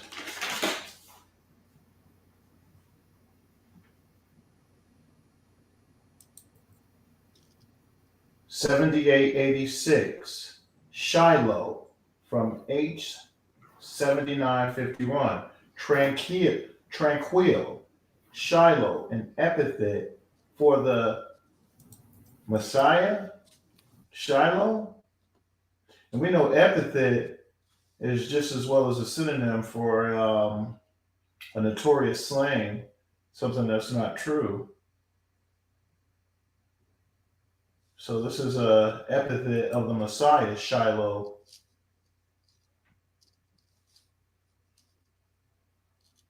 Where they get it from? They got it from the Roman Vulgate.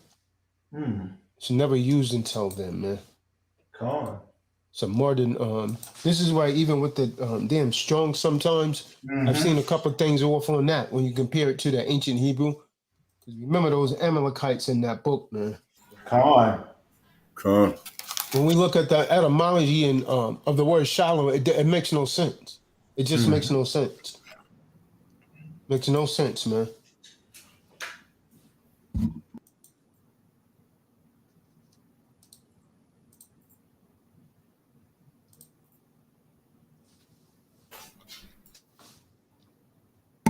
What do you recommend to use, Doc? I know I'm ordering you gotta deeply research. If something, this is what I use, Doc.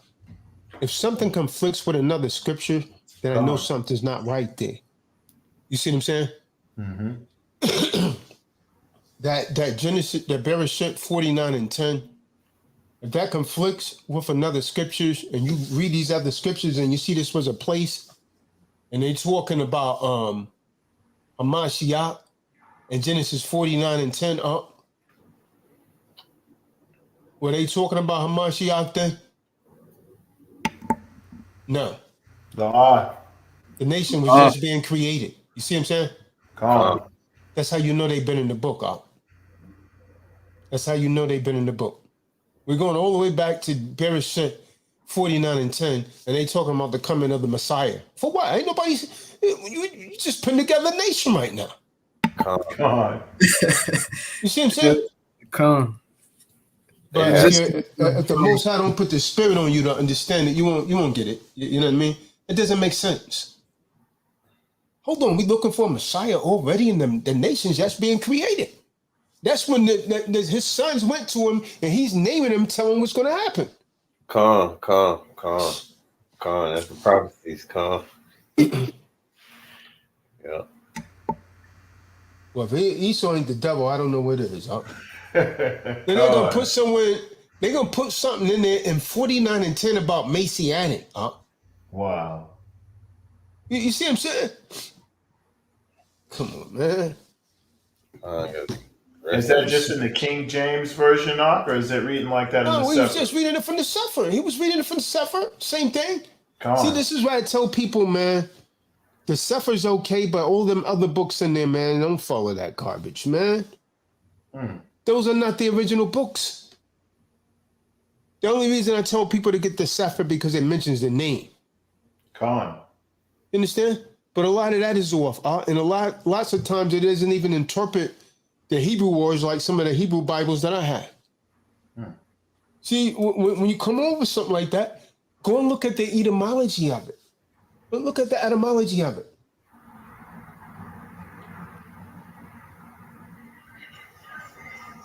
I can't hold you, man. For a long time, I thought Shiloh was Christ. And then one day I went and researched. I said, well, hold on. This is not talking about Yahusha. It's talking about a place. Then when I started to bring it to people, they try and put that Genesis 49 and 10 on me. I said, well, were we looking at for Messiah during that time? Was not the nation just being created? We're looking for Messiah already? It don't make sense. It doesn't make sense.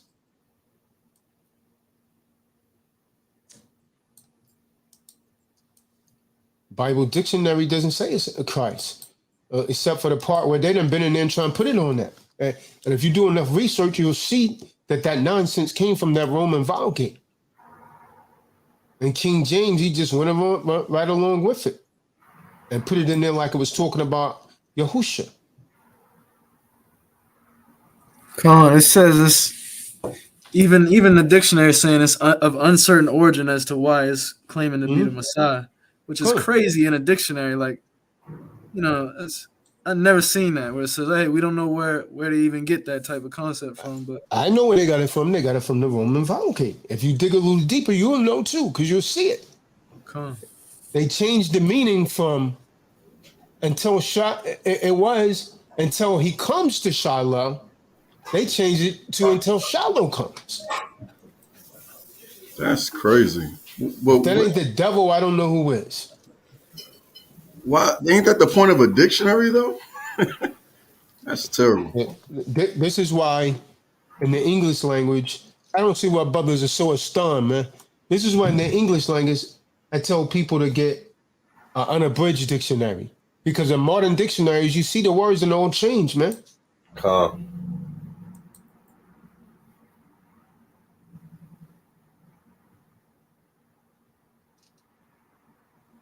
I understand though, because you only showed this to Israel, man. You got all type of other nations trying to translate the scriptures. This ain't for everybody to be translating.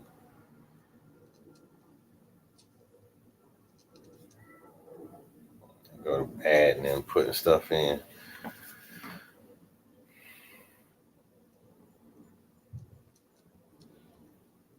See, looking at the Hebrew translation, the etymology.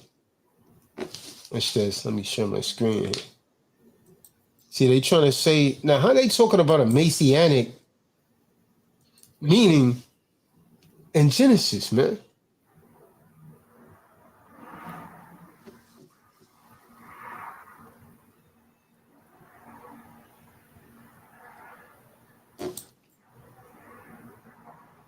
Does everyone know what messianic means? I don't know. So, does everyone else on the call know what messianic means? I'll show you how this makes no sense. It's supposed to mean Christ-like, right? Yeah, anointed. It's talking about the Mahashiach. So, how can it be talking about the anointed one in Genesis? This all you gotta do is think a little bit, man.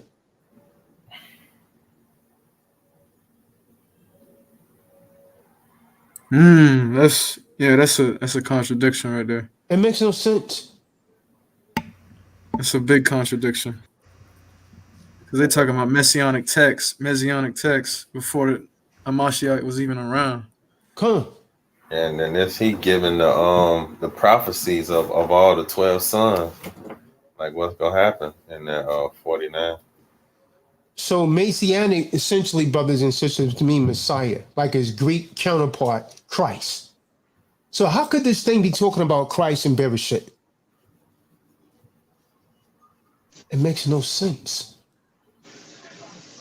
Yeah, Satan be working overtime to misconstrue with stuff like that to throw everybody off.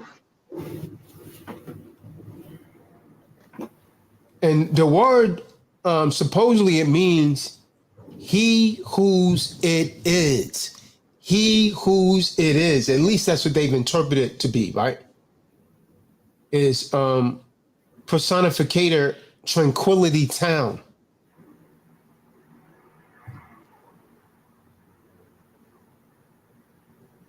Well, that's something, boy. Wow. This, man. So you got to dig deep, man. When something don't sound right, it's probably not right.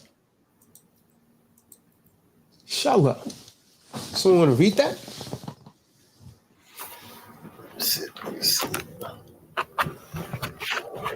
Can't see it. Huh? I'm trying to blow it up now. Let me see.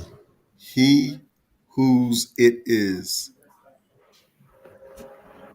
Pacificator, tranquility, or tranquility town. Mm-hmm. Get that etymology.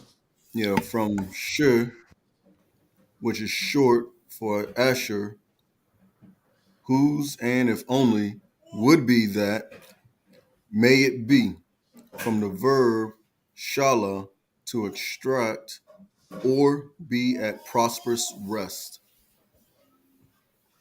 Related names. When we're going to hit that too? No, we don't need this. Let's go right here, right here. This is where it really makes no sense. The name Shiloh is applied twice in the Bible. Once as a messianic title, Genesis 49:10, spelled as Now, how follows. could this be talking about a follower of Christ in Genesis 49:10? This is where everyone that, think that it's talking about Christ is really not thinking. How could it be talking about him in Genesis 49:10 when the nation of Israel is just being established?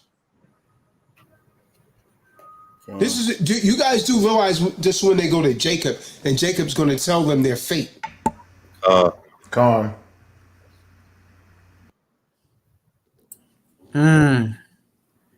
Makes no sense, man. Messianic means Christ or anointed one, Hamashiach. Okay, read.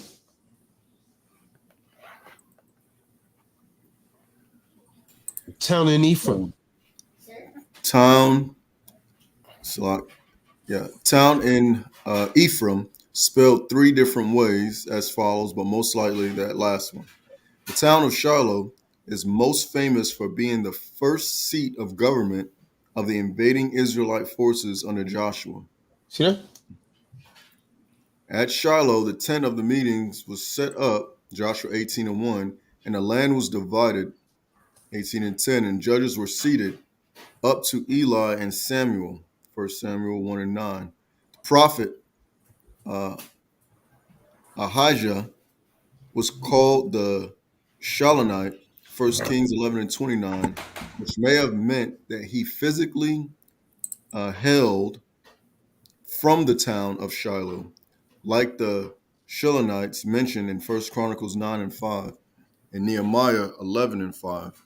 But it may also have meant that Ahijah was identified as an old school pre-monarchy judge.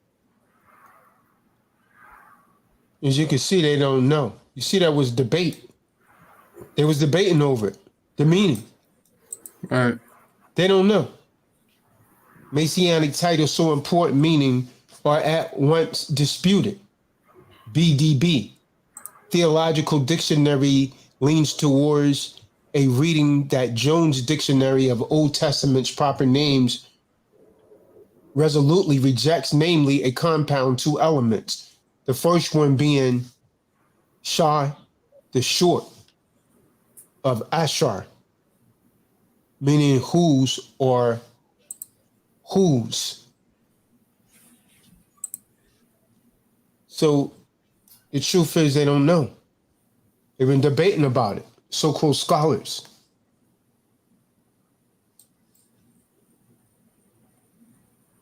Now look what they're going to say here. Still it should be noted that even though English does not have a word that express supplications, potentially the Hebrew language does. The English, it's hard to turn the phrase into a name. See that? But in Hebrew, it isn't. In fact, the name of the first king of Israel, Saul, meaning something along the same line, wished for. See, now you know they're going off, right? The Messiah of Israel was by no means just for Israel. What is that? What you talking about now? Wow. That's crazy. You know they in the book, huh? Mm-hmm. Boy.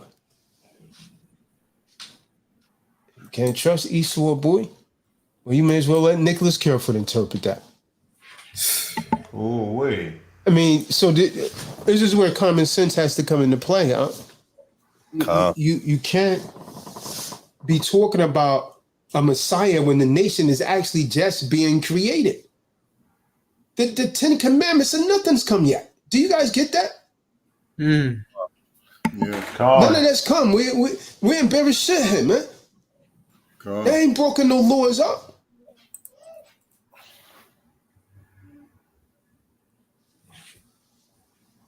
They haven't even been given the laws by the Levitical laws and all of that. Does it make sense, huh? That devil got his hands in that book, man. He probably said, no one to figure this out. They want to come on. And the crazy thing about these damn Amalekites interpret it like that is they don't believe in the Messiah. That's what's crazy about it.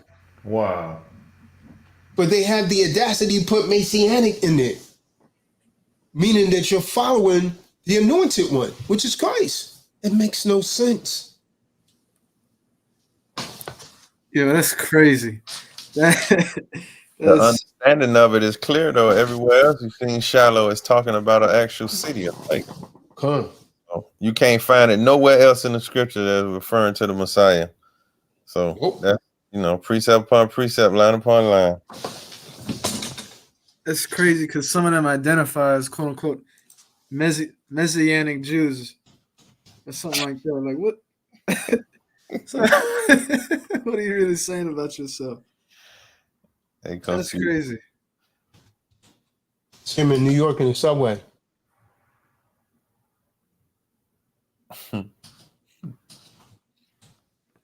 Telling you guys where it came from, man. It came from that Roman Vulgate.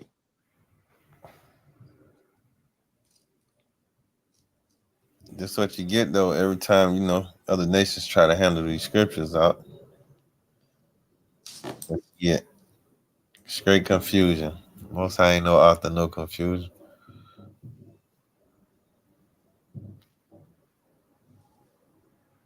They can't even define it. You ain't got but one verse where it's referred to Messianic.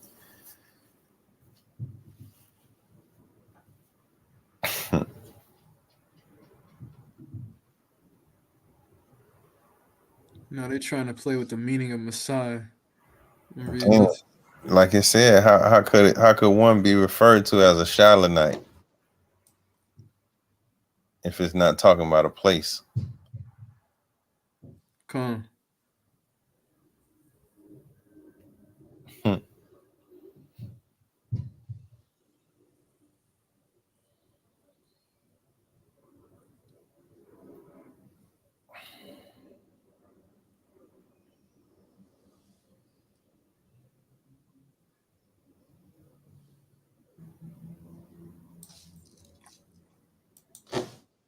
Mashah, Hamashiach, Mashah.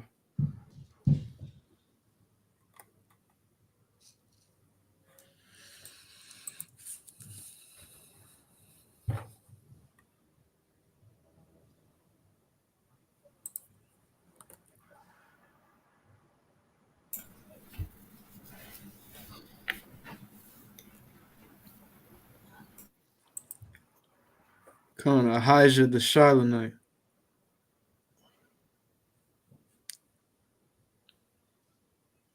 That's his location. Yeah, it is. Listen, man, I found it in the Bible.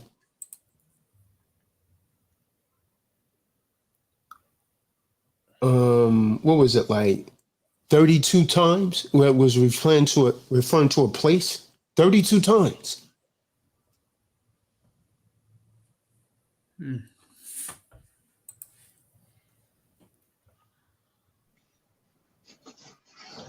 Everything, eventually is gonna get out, man. All the hidden things like this is coming out. Come on, the truth stands the test of time, up.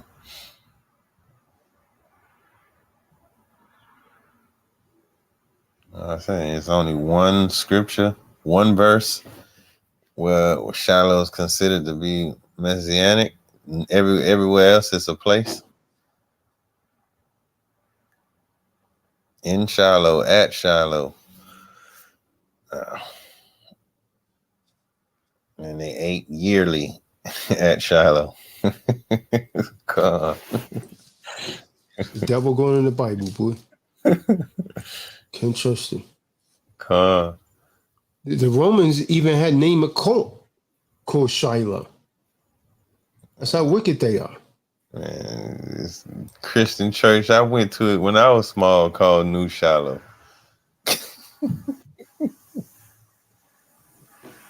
Crazy.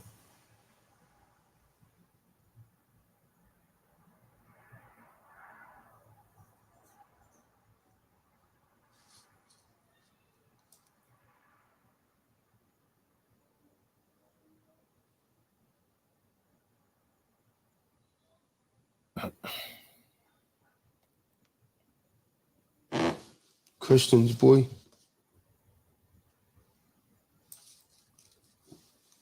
We can't.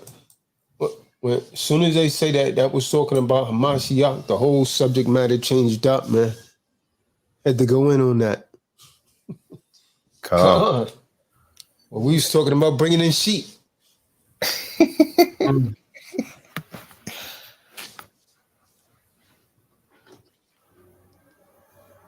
It's clear now.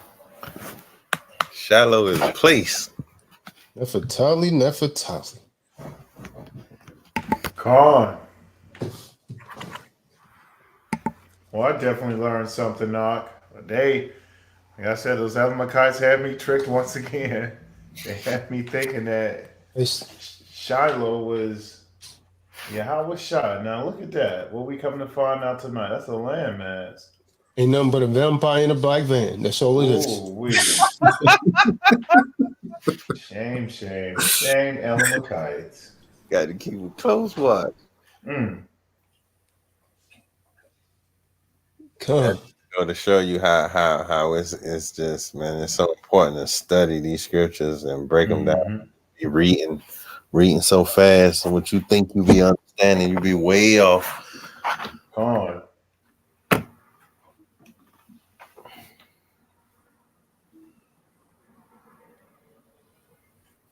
I mean, it makes no sense when you think about it. He's mentioning, the Messiah at the beginning. This is when he's telling all of his sons, man. He's calling his 12 sons there, man. Con. And when he said that, you guys just realized that he was only talking to Judah? Con. He's only talking to the tribe of Judah right there on that prophecy.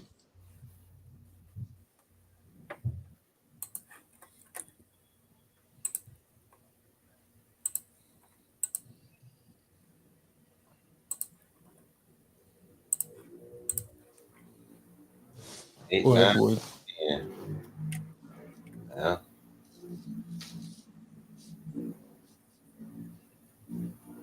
He's going through all the tribes. Starting at verse 9, talks to Judah. That's right. No, verse 8. Yeah. Like a lion's whelp. From the prey, my son, thou art gone up.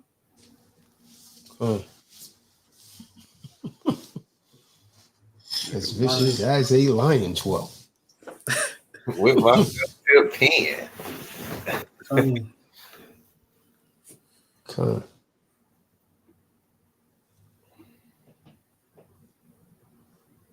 Well, Nefertali, I yield. Stop talking about gathering the sheep. I had a lot more scriptures, but I think that right there took the forefront. Surely.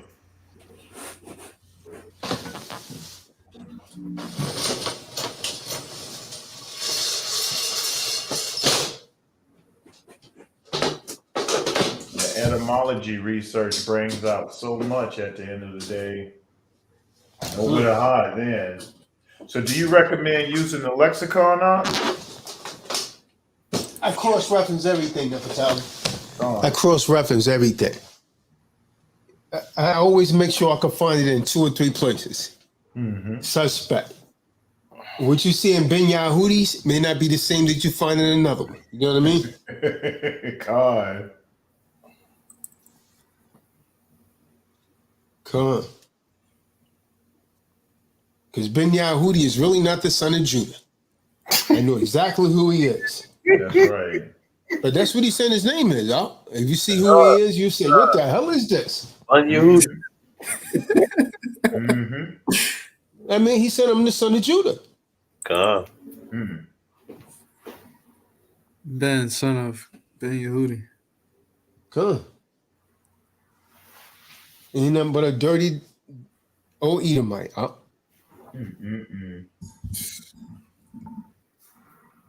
Yeah, I trust it, nigga. I saw it right here, Ben Yahudi. Who the hell was he? Got you. You was just saying, but who was he? Boy, the devil sure can lie. You may as well have Nicholas Careford translate it. And he can charge you back for everything that you took to the temple. Con, somebody coming up short. Good. Well,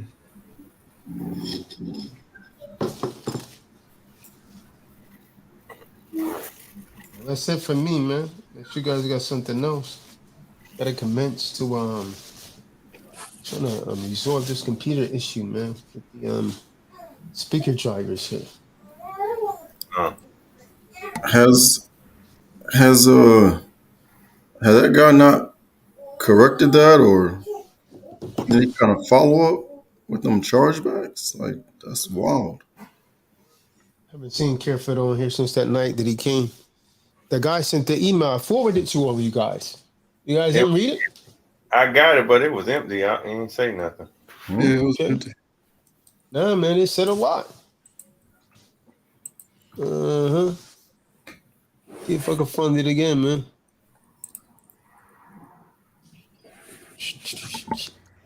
What email did he send that to? Hopefully I didn't delete it.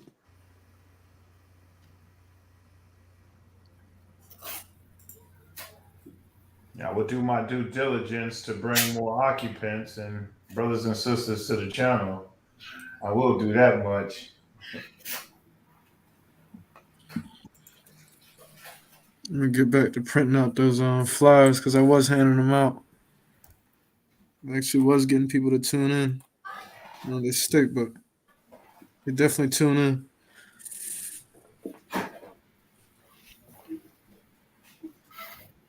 Show you how to be fishers of men.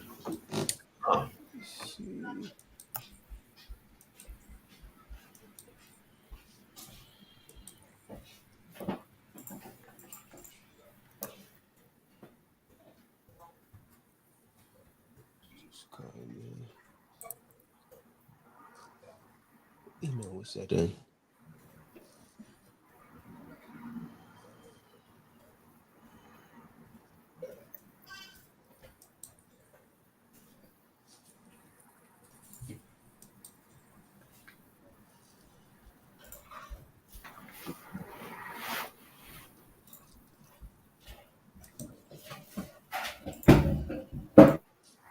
Got a lot of noise right there, man. Go ahead and kindly mute yourself.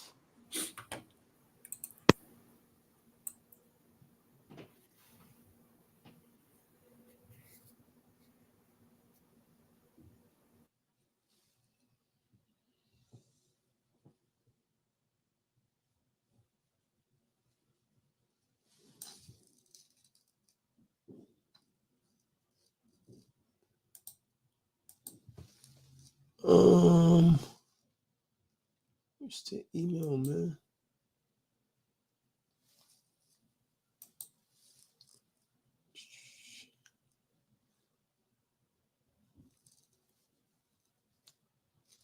Dustin, that's his name.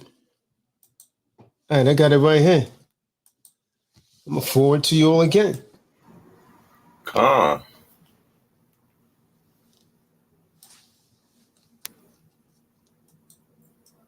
Dude's lying, man.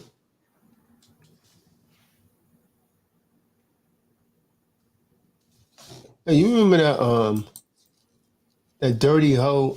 What's her name, Yashabi? That one that was homeless. When I forwarded this email, she was like, "Can you take me off?" What's her name? Chanel Danielle. Yeah. Can you remove me? I said, "You damn dirtbag." Go. I really responded like that, man. Like, tell me if you move, man. You damn devil, you demon. She's homeless the entire while, man. These people, man. Wow. You want the Most High curse you, man. Go and get over your damn drug problem.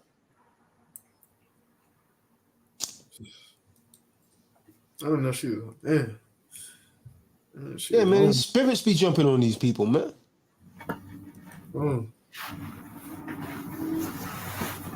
He said, could you remove me? I said, you damn dirtbag. I'm not going to personally contact you. The hell you living at your car if you still got it? Come on, man. I remember she would get on and always be in the darkness, though. Yeah, she was in the car. Huh? She was living in the car.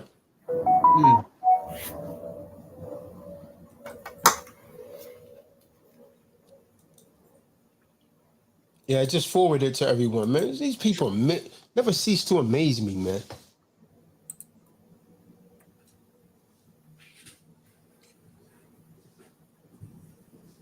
Got a mental issue going on, for real.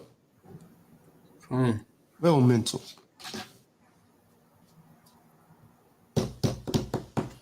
And I'm about to shut this down, but I forward that email to everyone.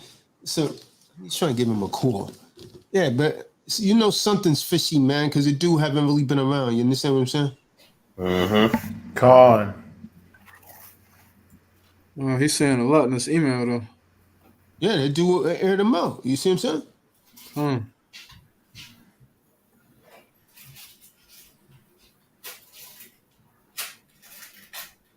If I could get him on here, man. Wow. See that?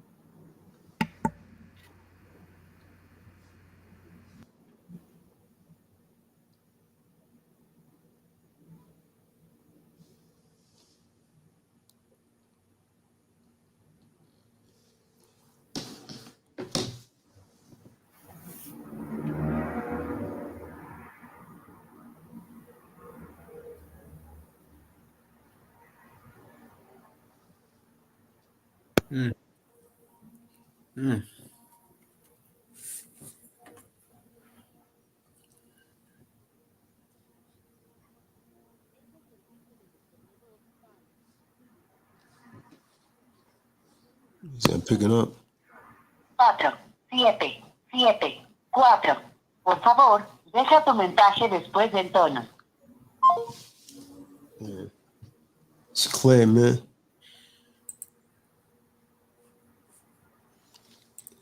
Right, let me say shalom, man. Everybody be safe, man. Keep an eye out for the vampire in the van. Con.